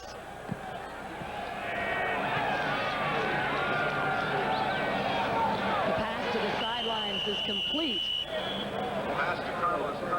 Carson is the receiver. And they seem to have slowed things down just a little bit here, don't they? Yeah, they haven't scored within the first. Yeah, what Kenny's first doing 33 is, seconds. I was going to just make mention that Kenny signals over to the sidelines what the down is, and of course he signaled down that it's about 3 yards to go, 2 or 3 yards to go. Frank Gans, of course, makes the call from that. Herman Hurd comes to the sidelines. Kenny 13 of 21 today for 206 yards and a touchdown. 3 wide receivers in. Complete to Jonathan Hayes, the tight end. He gets to about the 47. That's good for another Kansas City first down. Melvin Jenkins is there on the hit. And we'll see Hayes come off his tight end position. He's on the right of your screen. He's just going to kind of blitz out. I mean, slip out into the flat. You can see he's wide open. They come up, and then, of course, you have to make that open field tackle. It's a good open field tackle, but not before he gets first down yardage. 1st and 10 from the 48. Kansas City moving the football after coming up with the turnover. 10:26 left to play in the 3rd quarter. Casey leads it by 7. Kenny to pass. Looking for Stephon Page. Melvin Jenkins going with him step for step, and Kenny'd like to have that one back, wouldn't he? Yes, he would. He knows that, of course, and now they're picking on Melvin Jenkins. He replaced Terry Taylor, who was doing a fine job of covering. Melvin Jenkins, of course, the backup, came out of Canada. Interesting thing, he returned an interception for 112 yards. Now, that's surprising, of course, in Canada. That's right. The length Canada, of the field. you can do that. 2nd and 10 from the 48, out of the shotgun.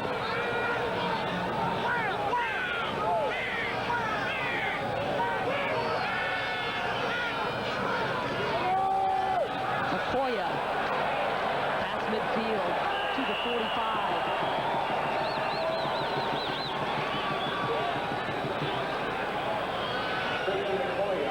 Bosworth still having, he says he's not having a good time. It looks like he's having a good time when he goes after Okoye on this one. Well, he just kind of throws himself in there. Watch this, just throw my body in there. Ah, youth. Well, he is a character, that's what they say. 2nd and 2 from the 44.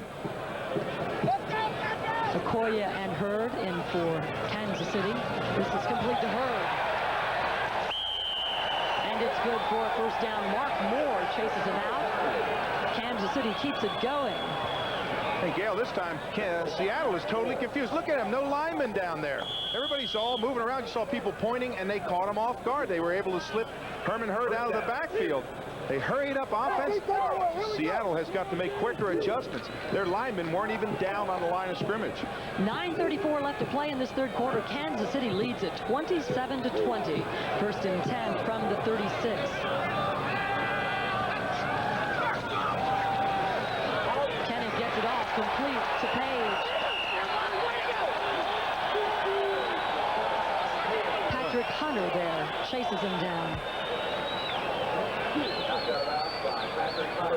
Kansas City looking once again like they did in the first half, very easily moving this ball offensively, and if in fact they get in the end zone again, then Seattle is looking at a 14, perhaps 14-point deficit here. Knowing what they need to do here today playoff-wise, that can't be making anybody in Seattle staff happy. This drive began on the Kansas City 19-yard line. The ball now on the 47, 2nd and 1. Hurd. Well, there was motion on that play. I don't see a flag, but I know I saw the up back fall out of his stance, but I don't see a flag on the play. That's what Seattle's saying. Houston looks like they may have this one wrapped up. It's still in the third quarter. Plenty of time to go. 21-7, they lead Cincinnati. The Colts could be on their way to a division win as well. New Orleans has come from behind. They're out in front of Green Bay. Kenny's pass to Page is complete. Just short. First and 10 from the 24 is where that started. And he gets down to, let's see, about the 15-yard line. And Bill Kenny has got all day to throw, and he has all day to throw the out patterns.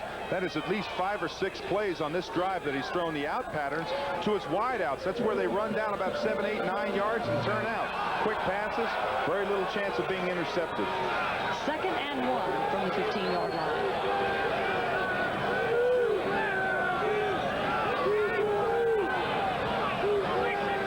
Checking off at the line on 2nd and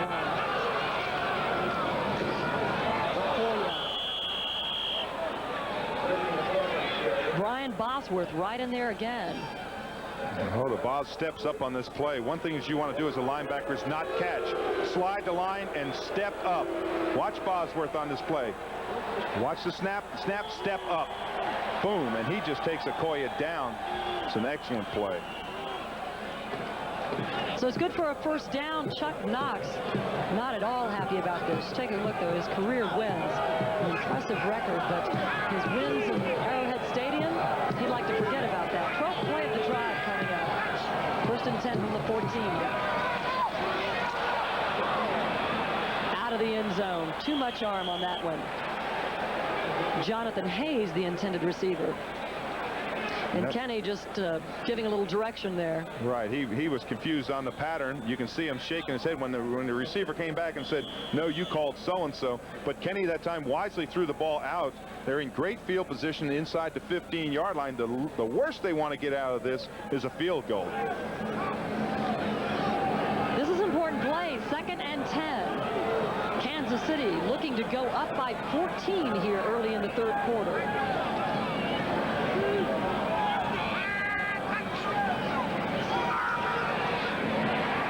Is complete to Stephon Page. He does a little fancy footwork and then wrestled down inside the 5 just before that first down marker. Melvin Jenkins is there. And once again, we're seeing this, what's going on between Seattle and Kansas City. A lot of frustration on Seattle's part. Stephon Page's 5th catch of the day. Now you'll see it again. We talked about the out pattern. This is another out pattern. They pick up the blitz in the middle. See Bosworth coming. Now watch the out pattern. He's wide clear. He's just as clean as you can be open. That time you just cannot guard from 6, 7 yards deep when you're standing on your own goal line. The drive began, as we told you, on Kansas City's 19 following the fumble by Kurt Warner. KC now 3rd and 1 from the 5. Okoye. And he's met quickly by Kenny Easley.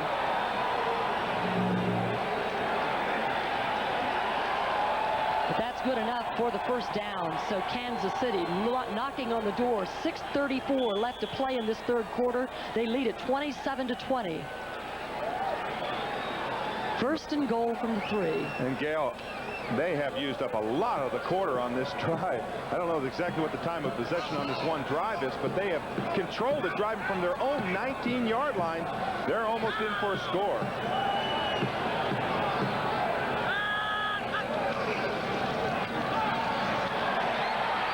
Touchdown, Kansas City. Big play to Mark Addix, the right guard. Well, he's a tackle eligible on that play. He comes in, he has to report to the referee, reports that he's in an eligible position. Kenny had great fake into the line on a play action, and I think it was Herman Hurt even faked the dive over, and all of a sudden, off the line, you can see Carl Malk. He was one of the ones on the sideline, but what they did is they faked the play in there, and of course, Addix came off the line, off the end of the line, and was wide open for a touchdown. We saw Kansas City play earlier this year, told that this was a play that you might see sometime in the season. That's a 3-yard touchdown pass to Mark Addix. We'll put that one in the scrapbook. And the kick is good and quick. quickly. Kansas City has taken a 34-20 lead. 6:06 left in the third quarter. Take another look.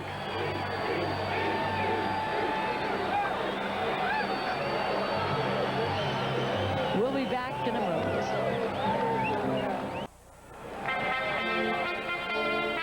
Today's game is brought to you by Mazda, bringing performance and value together. That's the Mazda way.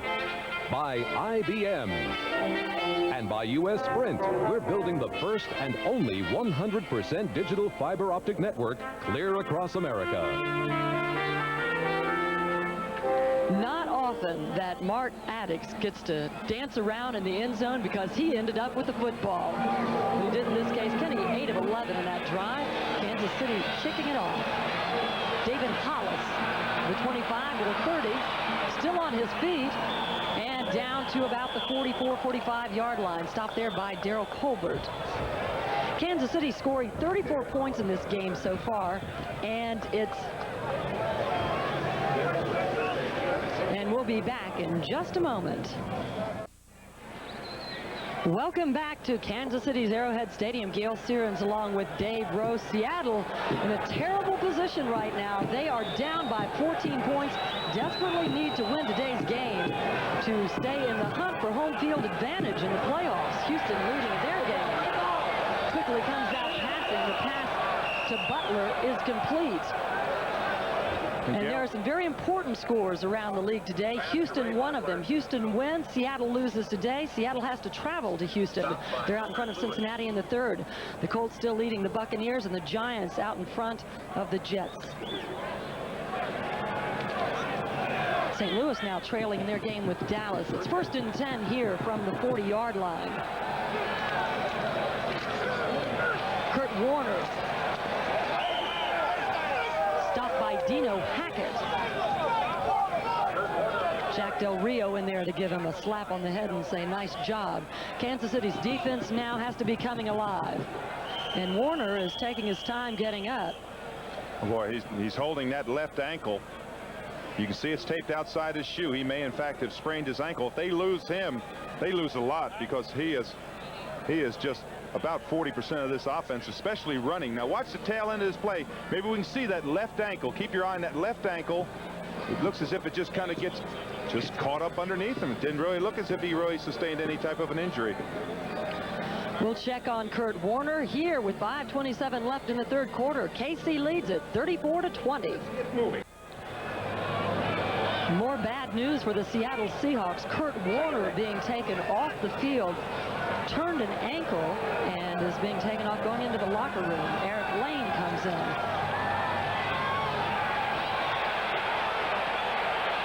Greg Scranlin gets the pass away complete to tight end Mike Tice. Good for a first down. 5 minutes left to play in this third quarter. The Seattle Seahawks are down by 14, and this is just a tough break for Seattle.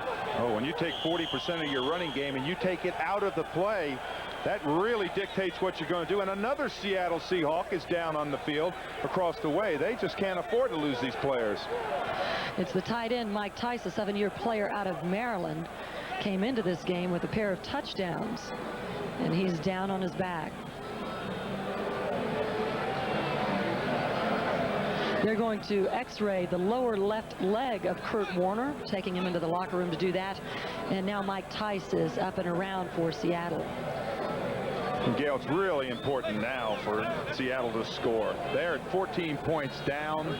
They have got to get in that end zone to at least spur up their offense. I mean, their defense. When they come out, they've been driven on. They need some momentum. They need some enthusiasm out there. And they're over there cheering just as loud as they can. Get in that end zone. Get 7 points.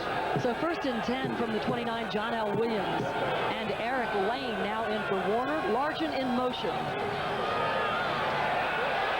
To Largent. Largent looked like he wanted to throw. Now he keeps the ball and runs with it. And inside the 10 to about the 9, the 8-yard line, finally chased down by Mark Robinson. Well, watch Largent come in motion on this play. He's in motion now. He's going to get the handoff. Now, this is designed to be a pass. Watch, see him starting to get handle on the ball, looking downfield. All of a sudden, he's not open. Put the ball down and run. And watch this cut right back against the grain there, and he picks up big yardage. That's what they had to do. They had to have something happen positively on offense, and this is a big series for Seattle. Largent picks up 20 yards, first and goal from the 8-yard line. Seattle trying to get inside and narrow this game to 7. Williams and Lane are the backs. Craig almost loses it, hangs on, and now finally is taken down at the 15 by Art Still and Bill Moss. Moss comes in there, Mr. Everything, as his coach calls him. Well, I think that Craig felt that he had thrown the ball the first time and didn't want to throw it the second time. Watch here, the ball just slips out of his hands. Now he grabs the ball, and all of a sudden he's got time to pass. But he said, hey, wait a minute. I can't throw 2 passes. I just better run with the ball. First sack of the day on Craig brings up 2nd and goal from the 15.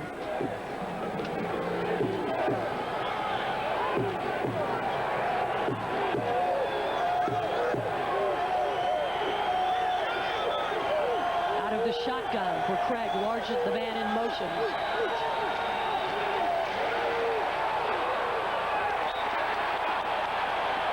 And while Kansas City is clapping, Darrell Turner was the intended receiver.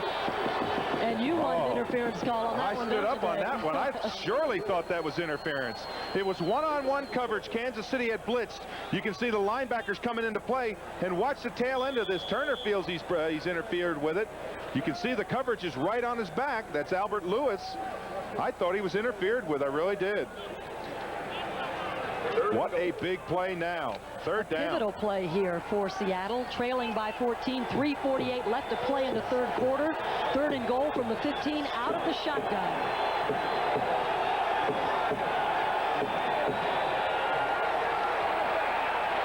Craig scrambling again, chased down from behind, gets to the 15. Bill Moss is there to pull him down. Art Still comes in also. Seattle leads the NFL in converting 3rd downs, but today, 3 of 8. And I watched Brian Millard on that play. He's an offensive guard. He was just screaming on the play. He evidently felt that he had been roughed, and he's an offensive guard. But he was really upset, ripped off his helmet, started yelling and pointing fingers at Kansas City. So Norm Johnson comes in to attempt a 32-yard field goal.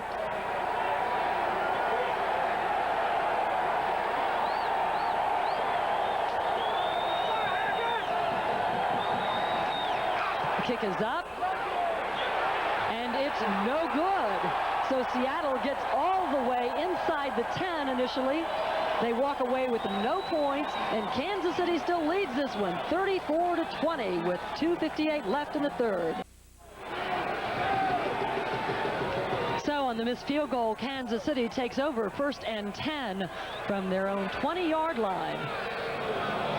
Okoye and Hurd are the backs behind Bill Kenny.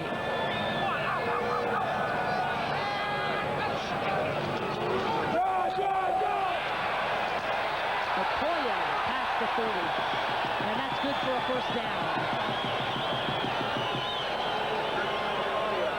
Gayle, I remember that last snap. Let's look at that again.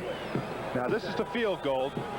Let's see if it's, nope, it's not a bad snap. It's a perfect hold. He just missed it. Watch how quickly it starts hooking. You can see the trajectory of the ball. It quickly hooks. And that's what sidewinder kickers or soccer kickers have a natural tendency to hook the ball. And Norm Johnson hooked it badly on that play. Kansas City 1st and 10. Kenny to pass. Over the outstretched hands of Carlos Carson.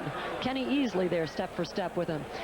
What does that do to a team when they have a field goal? They get that close and suddenly walk away with nothing. I can tell you what it does. Your defense comes out and they just said, the last 2 times that Seattle has gotten down there, Kurt Warner fumbled once, now they've lost him.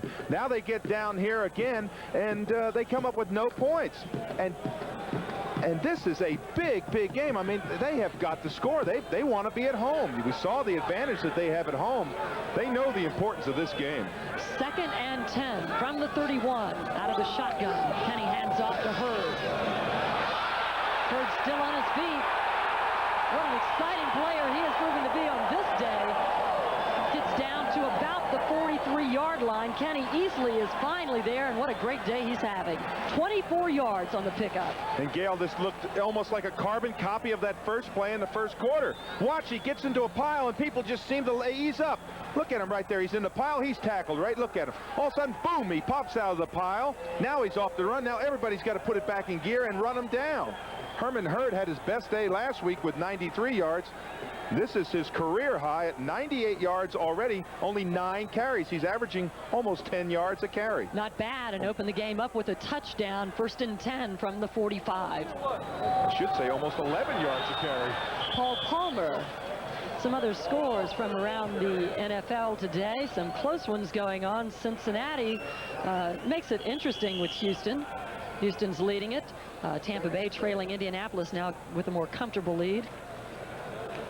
The Giants out in front of the Jets. Of course, now, if Dallas beats St. Louis, Minnesota becomes the NFC wild card, and presently Dallas is out in front by 4 in the 3rd. New Orleans out in front of Green Bay.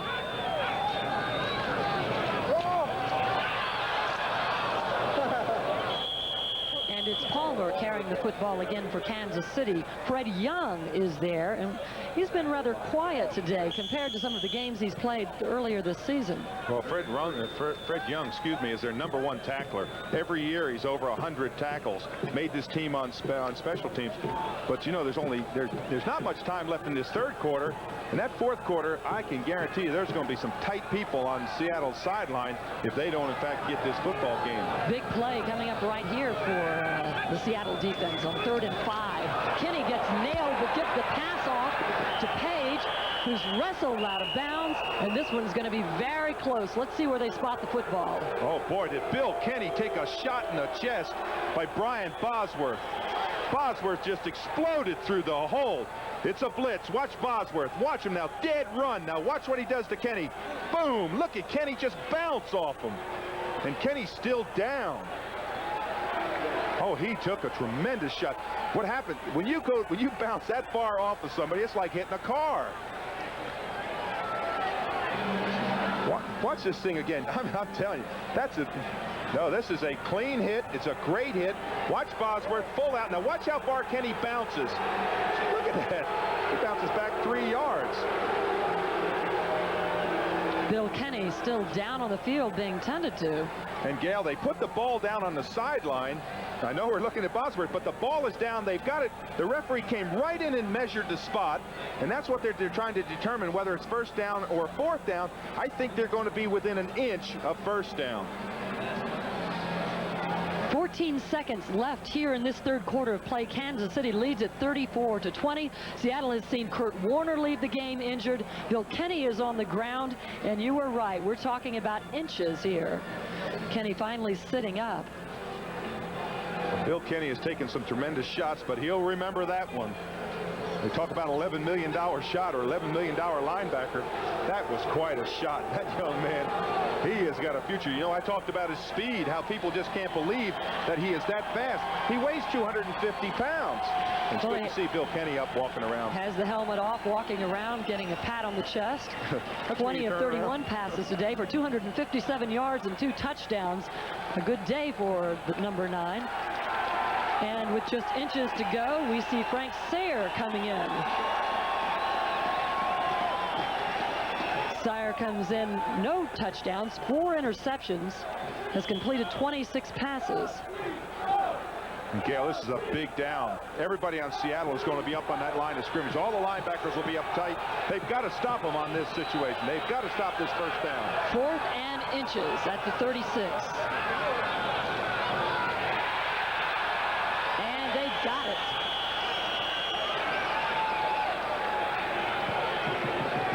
What, 20,000 fans on hand here. Well, it's the safest play to take. It's a quarterback sneak. I don't like it, not when you have big running backs back there, but the linebacker didn't get up into Sauer quick enough, so Sauer was able to fall over top of the pile. Well, he came in for the one play, and now we see Bill Kenny back on the field. 1st and 10 from the 35. And that is the end end of the third quarter. 1 quarter left for Seattle to try and put things together with the score, Kansas City 34, Seattle 20. We'll be back after these messages from your local station.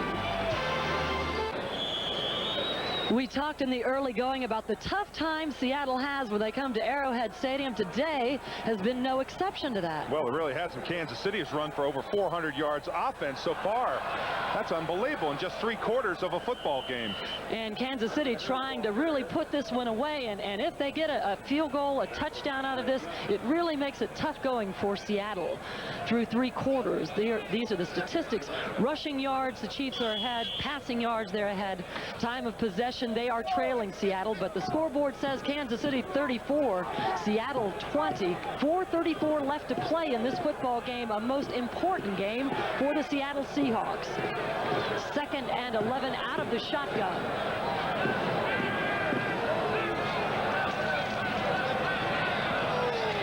Pass complete to Hurd for the 30, and their flag's down.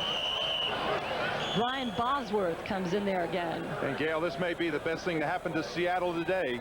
I believe it's going to be offensive holding. It probably will be against Jacob Green, the man he was on. Jacob Green was very close to Bill Kenny. And it is going to be holding. And look, they're saying Kenny easily. 72 illegal push in the face, 10 yards, 2nd down. We have Kansas City 34-20 here. Cincinnati getting even closer in that Houston game. Houston just out in front, 20-17. The Colts out in front. They win the AFC East outright, and so far they're having an easy time with the Buccaneers. In the 4th, the Giants are leading the Jets. St. Louis trailing Dallas. That's an important one as well. Green Bay falling behind New Orleans after leading a great part of that game. From the shotgun again on 2nd and 21 from the 46. Kenny to pass. Complete to Stephon Page. He's in the end zone for the touchdown.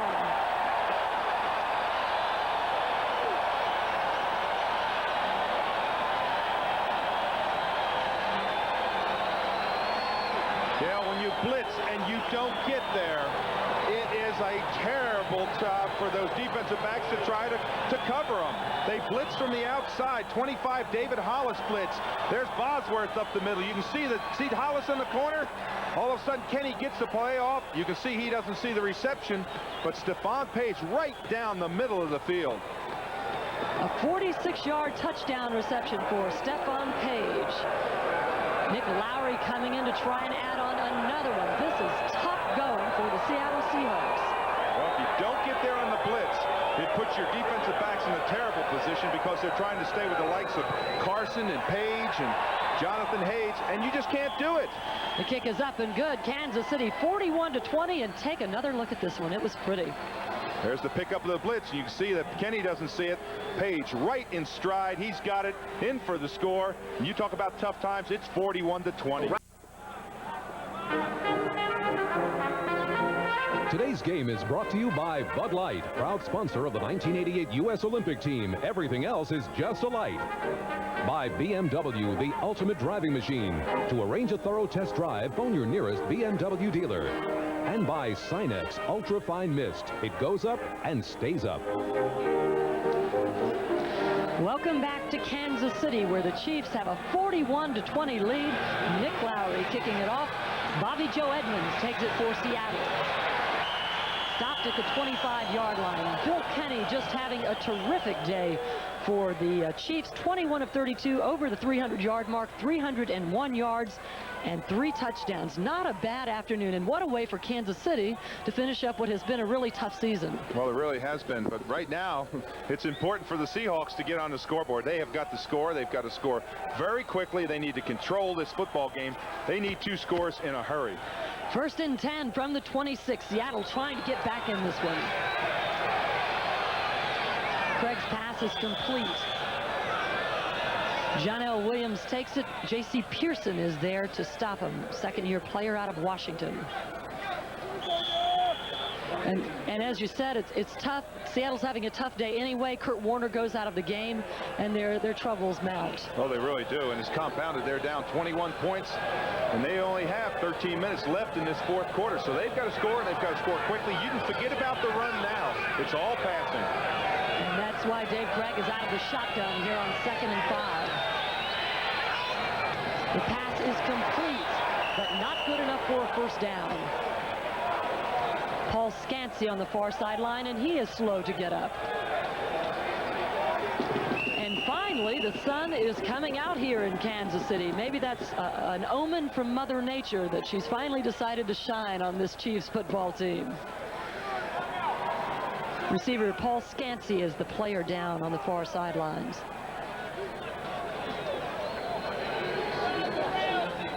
He just seemed as if he just fell down on the football.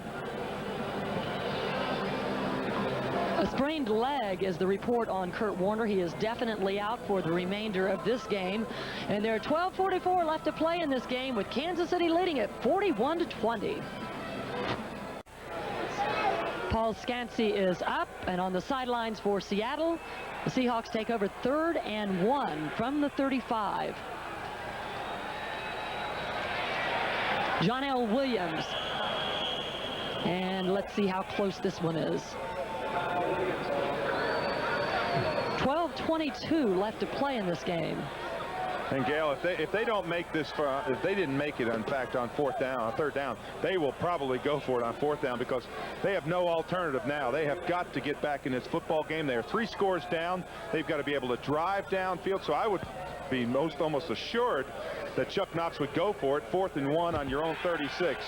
With 12.5 minutes left in the football game, they are short. Looks like it. Well, let's see. I don't know. That's mighty close.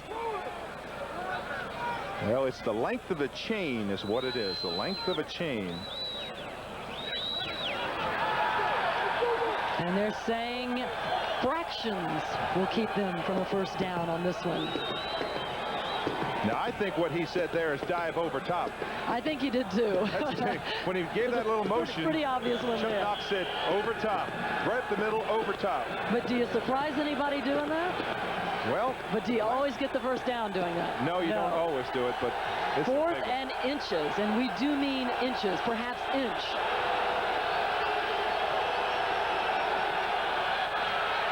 And over the top, and good for the first down is John L. Williams. So that brings the Kansas City crowd to a hush in a hurry. Quickly. Well, Seattle is, I hate to say this, and I'm not trying to be a prophet, but there's almost 12 minutes left. They still have a chance to get back in this football game. They need a lot of things to go right, but they are a very capable football team. They can strike very quickly. I'm surprised that Craig has not gone longer to Largent or Ray Butler, or get the wideouts going deep downfield. 1st and 10 from the 38, out of the shotgun. 11:32 left to play. An important game for Seattle. Snaps a bit high. Craig keeps it. Gets up to about the 47-48 yard line. Once again, that's mighty close to that first down marker. Well, that's an interesting call, to call a quarterback draw, and that's a designed quarterback draw. Now watch this. He has no intention of throwing the ball. Now the snap is bad, but watch this. He has no intention of throwing the ball. He just puts it down. You can see him. Look, they're already picking up blocks. See, 65? He's 10 yards. That's Edwin Bailey. He's 10 yards downfield getting a block. That's a designed quarterback draw.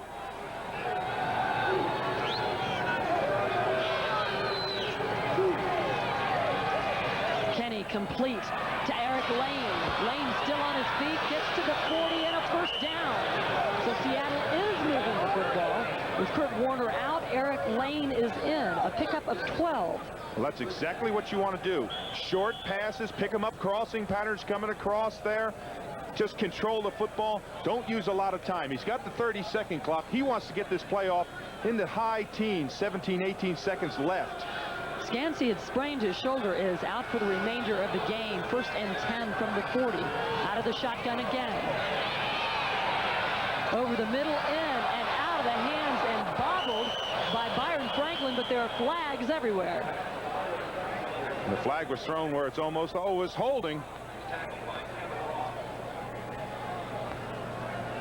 Oh, now that's an interesting call. That flag looked as if it was thrown right in with the lineman, and Ben Dreiss signaled holding on Kansas City.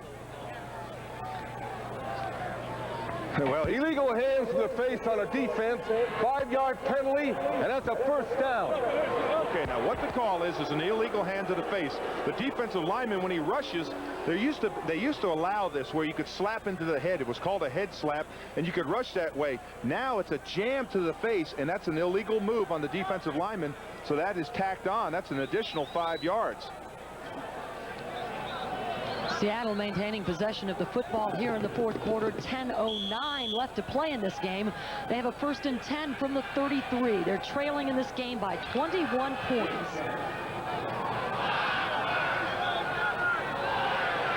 Out of the shotgun.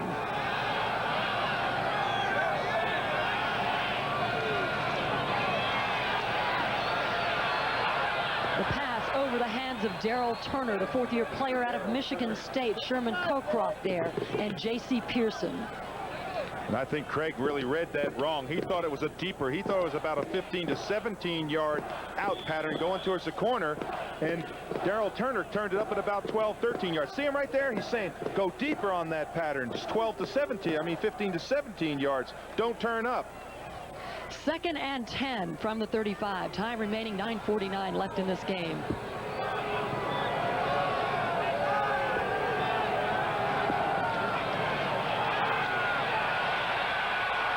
Craig looking, can't find anyone, and just keeps the football and chased out of bounds at about the 28 by Leonard Griffin.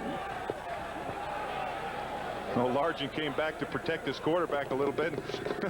We may see it on the tail end of this. You don't think of Steve Largent as being a devastating blocker, but watch this. Craig is continually looking downfield, looking for the dump.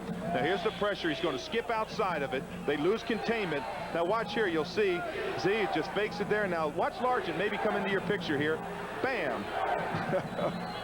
Wouch. Maybe we see it. Now watch Largent turn back. And I want to tell you, you talk about outweighed. He's hitting back on Mike Bell. He's 270 pounds. Kind of got in his way a little bit. Important play here for Seattle on 3rd and 3 from the 28. The pass is complete to Largent. And that's good for a 1st down. Greg Hill is there. 9:31 left to play in this game. 41-20. Kansas City leads it. And Greg Hill almost made a crucial mistake on that play. He lost Largent, but when Largent put the ball down and the clock was running, he took a swipe at the ball and knocked it about 4 or 5 yards. That could be an unsportsmanlike conduct if you just can't do that while the clock is running. Greg Hill showing that he was upset with himself on that play as well. 1st and 10 from the 20. Seattle driving. 9:05 left to play in this all-important game for the Seahawks. Craig in and out of the hands of number 88, Byron Franklin out of Auburn. You can't hit him any better than Craig put that ball into Byron Franklin. He hit him right between the numbers, right in the chest. Franklin just tried to catch it with his body instead of catching it with his hands. Largent, of course, with the new record today, getting out in front of Charlie Joyner. Largent 6 receptions, 95 yards, and a touchdown. And they could use one right now. And don't be surprised if Craig doesn't go to Largent. He's his favorite receiver. And then the pass falls just out of the reach of Eric Lane, and there's a flag on the play. And that flag is thrown in the secondary. So that's going to be probably a holding call against Kansas City. If in fact it is, it's a 1st down.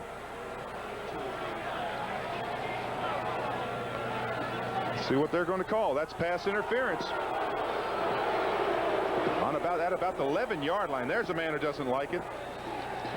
Well, he doesn't need his players to be doing this right now. 97, pass interference. The ball was in the air. That's 1st down.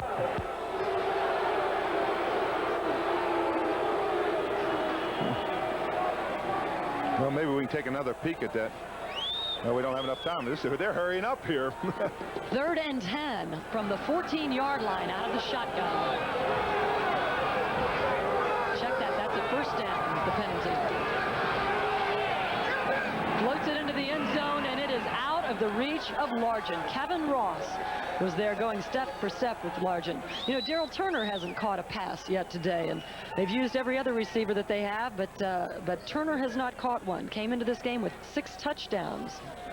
Well, they used to call him Turner the Burner because he had that great speed downfield. But he has been, as you said, he has not caught a pass. He's had a few thrown in his direction, but he has not come up with a big one. And this will be a perfect time for him to catch that crossing pattern, that quick out into the end zone. They need 7 points on this drive. 2nd and 10 from the 14. This drive began at the Seattle 26. Craig keeps it again, goes down inside the 10, and does he lose it? Yes, it looks like it. Now, Craig did something interesting on this play. There's 2 ways the quarterback can go down. It looked as if it was another bad snap, but there's 2 ways the quarterback can go down. He can slide feet first where you can't hit him, or else he can dive forward. Craig chooses to dive forward. Now, let's see where his knees are down. There's his one knee down. There's the ball coming out. That was not a fumble, I don't believe. They didn't give him, yes, Seattle recovered regardless, but I think that, well, maybe they did give him the pickup because it's at the 9 now. 3rd and 6, and they want to take a closer look at this one, sending it upstairs to the replay official, Chuck Heberling. See, if he fumbles and they pick up that extra couple yards, it's 3rd down and about 3 yards. Let's watch it again now. Now he's going down right here. He hasn't been touched now, so he can still get up. Now there's the fumble. It's obviously a fumble. Now watch this. They pick it up there. That's Edwin Bailey picks it up. He picks up a couple more yards. I believe it was a fumble and a recovery. It stands at that. 3rd down and 4. The ball on the 8-yard line. 8:06 left to play in this football game. Time running out on Seattle. Largent off of his fingertips as he tiptoes out of the end of the end zone. And Craig watched that one from ground level. And Largent knew he was close to being out of the end zone. He was absolutely wide open. Craig took a big shot in the face, so he didn't have time to follow through.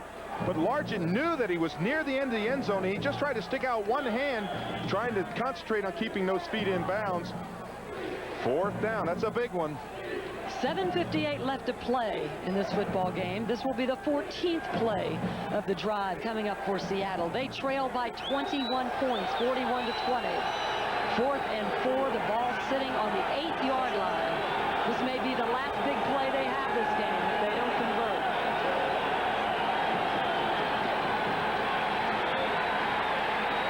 Craig scrambling. Lays it up in the end zone. No good. And so with that, the Kansas City Chiefs get the football back on their own 8-yard line.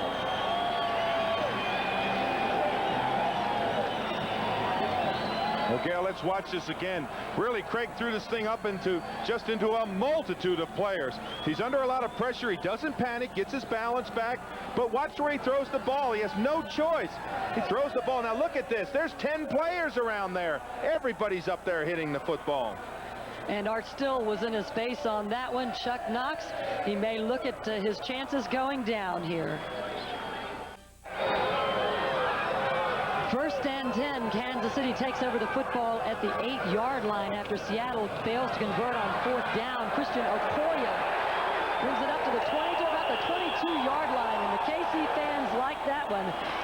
Even if Seattle loses today, they don't necessarily lose home field advantage. 6 minutes left in Houston. They are leading in this game, but should they lose this game, they're eliminated, and Seattle could still host a wild card game. Lots of other possibilities. St. Louis trailing in that game, New Orleans out in front of Green Bay, and Detroit over Atlanta in the 4th. But if Houston goes on to win this game, then Seattle will be on the road. Herman Hurd and Christian Okoye in the backfield for KC. 7:07 left to play in the game. Okoye. And he gets up to about the 27-yard line.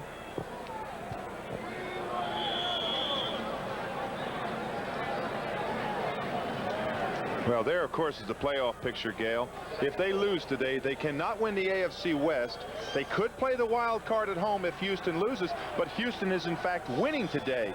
Now, if Houston loses, they're eliminated, and Seattle, of course, is going to still host that wild card. 6:30 left to play here. It's 2nd and 5 from the 28. Okoye.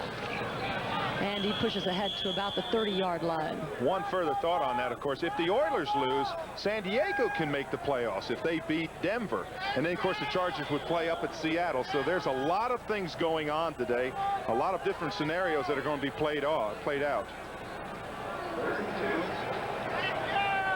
Very simple if Houston hangs on to their 21-17 lead that they have right now over Cincinnati in the final minutes of their game in Houston this afternoon. 5:54 left to play here. 3rd and 2 from the 31. Page in motion. Handoff to Okoye. Straight up the middle. Good for the first down. He gets to about the 35, maybe the 36-yard line.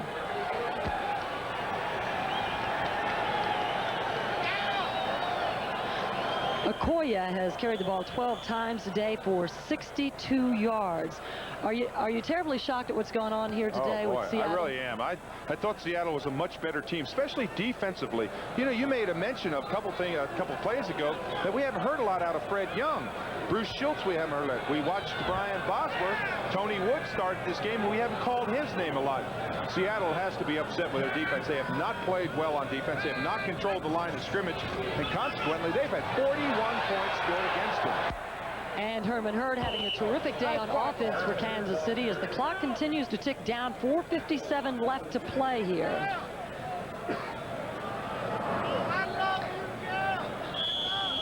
Even though Seattle knows they're headed to the playoffs, they are not sure what the status of some of their key players are. Warner being the most important one, Moyer and Scansey both going out of this game and not coming back in.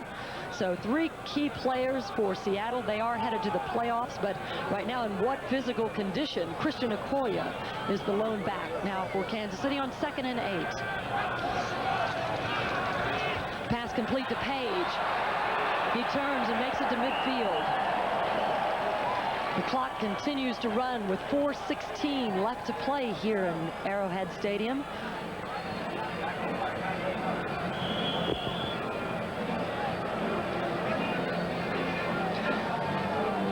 Three and a half minutes left to play in Houston, and the Houston Oilers have the football on their own 20-yard line. They are leading in that game 21-17 over Cincinnati. We keep telling you that because that is such an important game as to what goes on here to Seattle fans. And the fans are starting to go home here in Kansas City, not because their team is playing poorly, but because they feel this one is on the record books. Herman Hurd again with the football, and he moves it up to about the 42-yard line. Jeff Bryant, the 6-year player out of Clemson, is there to meet him. But Herman Hurd really having the best day of his career. Terrific afternoon. That puts him over 100 yards rushing. Of course, that is a big day for him. But I have been more impressed with the way Kansas City has been able to move the ball passing. They have just continually driven up and down the field. I think we had an update on that Houston situation. Houston has the ball on their own 40. First down on their own 40.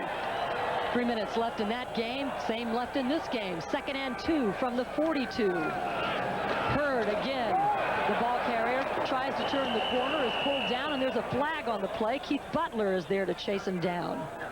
Well, if the flag doesn't hold up, it's a first down because he did have first down yardage, but it's going to be holding against the Chiefs. Gayle, I think there were 2 plays that were really offensive holding, 77, 10 yards, 2nd down. Rich Baldinger. Well, I think the one play I was going to say is really pivotal is the way that Kansas City was able to throw the long ball. But you remember when Seattle went down and scored, and all of a sudden Palmer took that 91-yard touchdown back? That's what really broke it open for Kansas City and destroyed the chances of Seattle. It just changed the entire complexion of the football game. And having said that, we're looking at Frank Gantz, who got this head coaching job by virtue of his special teams. Oh, he was a wizard on special teams last year. But the other thing is the 2 times that Seattle drove inside the 10-yard line to come up with no points. The missed field goal and, of course, the fumble by Warner. 2nd and 12 for Kansas City. Kenny complete to Hurd to about the 45. Tony Woods, the rookie, is there. And the clock keeps moving. We're on our way to the 2-minute warning here at Arrowhead Stadium. With the Kansas City Chiefs leading this one 41-20. Seattle watching this chance of winning go by the wayside in Kansas City. This telecast is presented by authority of the National Football League and is intended for the private use of our audience. Any rebroadcast or other use of this telecast without the express written consent of the Kansas City Chiefs and the National Football League is prohibited. The game is the property of the National Football League, the Seattle Seahawks, and the Kansas City Chiefs. All rights are reserved. The only thing that has been reserved here today have been the fans. They've been sitting in the stands complacently and quietly taking in this victory that they haven't had the likes of all season. Oh, absolutely, Gail. I can't remember the last time that Kansas City has had over 500 yards offense. That is unbelievable. And in the important Houston game we've been telling you about, Houston has the ball at their own 45-yard line. They too at the 2-minute warning, and that's where we stand here in Kansas City, with the Chiefs leading this one convincingly, 41-20 out in front of Seattle. 2 minutes left to play in this game, 3rd and 4 on the 44. And the jinx goes on for Seattle. Isn't that the truth? And Chuck Knox out of the shotgun.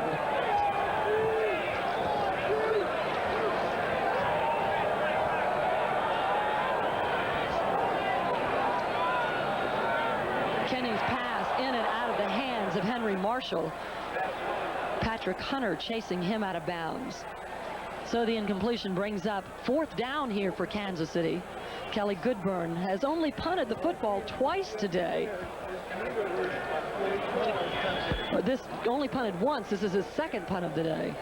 We haven't seen much of the punters, that's for sure. They've been the coldest men in the field today. They have not gotten a lot of work. Coming into this game, Goodburn had punted 58 times. Today, this is only his 2nd punt, as you said.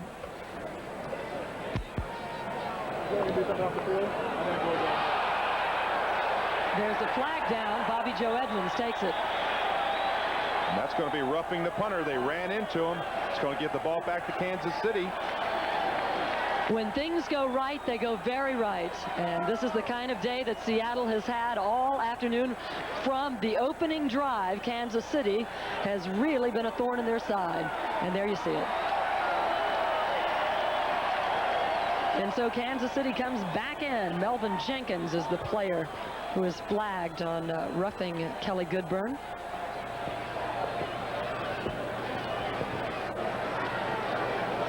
Well, it certainly looks as if Houston is going to win. Houston has 1st down on the Cincinnati 40-yard line, 21-17. They are leading that game inside 2 minutes in Houston. An important game in terms of home field advantage going into the playoffs. Moriarty and Palmer are the backs for KC. 1st and 10 from the 39.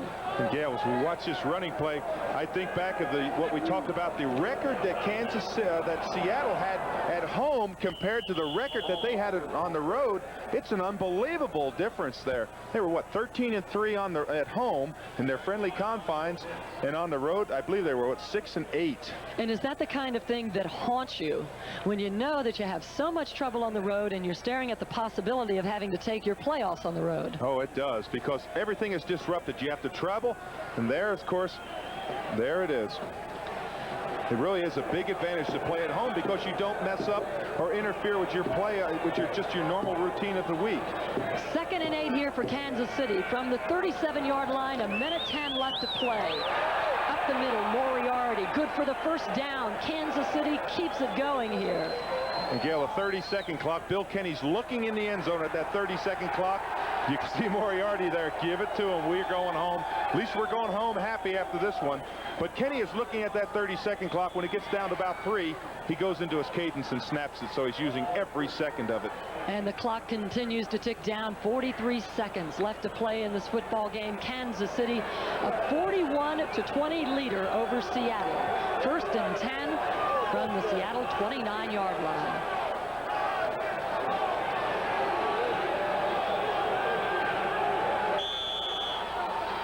And that's it. Kansas City content to just rest on the football.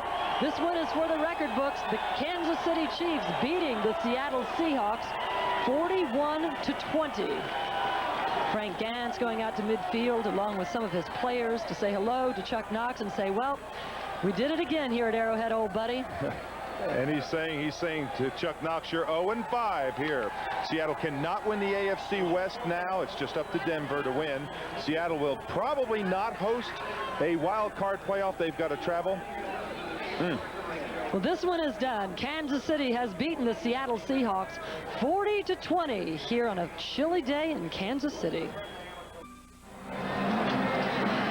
We are back in Kansas City, where the Chiefs have just taken a convincing 41-20 victory over the Seattle Seahawks. Not at all the kind of game I think we expected to see here today. Well, it certainly wasn't. I was really quite surprised at the game Bill Kenny had. He just had an exceptional football game. 23 of 35, 320 yards, and 3 touchdowns for Bill Kenny. We have named him our Budweiser player of the game today. He took a couple of knocks out there as well, but 3 touchdowns on the day, and he leads the Kansas City Chiefs to a convincing 41-20 victory. And you know, you've put up with a lot over the last several weeks, Dave Rowe, and I know this is a bit of a role reversal, and I probably can't even tell you the last time you received flowers from anyone. But take these as a warm thank you for me, because you certainly made my life a lot easier. Well, you've been a pleasure to work with, and I know you've got a long career ahead of you. Well, thank you. I certainly appreciate that. It has been an exciting game here. If you're a Seattle fan, certainly not the outcome that you were looking forward to. But we'll be back to try and sort it all out for you after this. Kansas City winning here today, 41-20.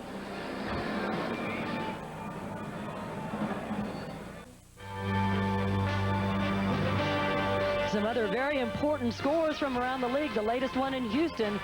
The Oilers out in front of Cincinnati 21-17. Here's the playoff outlook. If Houston wins, they have home field advantage versus the Seahawks in that wild card game. And if the Colts hold on in their game and the Oilers continue to hold on in their game, San Diego, Miami, and New England are out of it. Here's the final in Kansas City. The Chiefs win it 41-20 over Seattle. Now stay tuned for the Budweiser NFL Report coming up after these messages from your local station.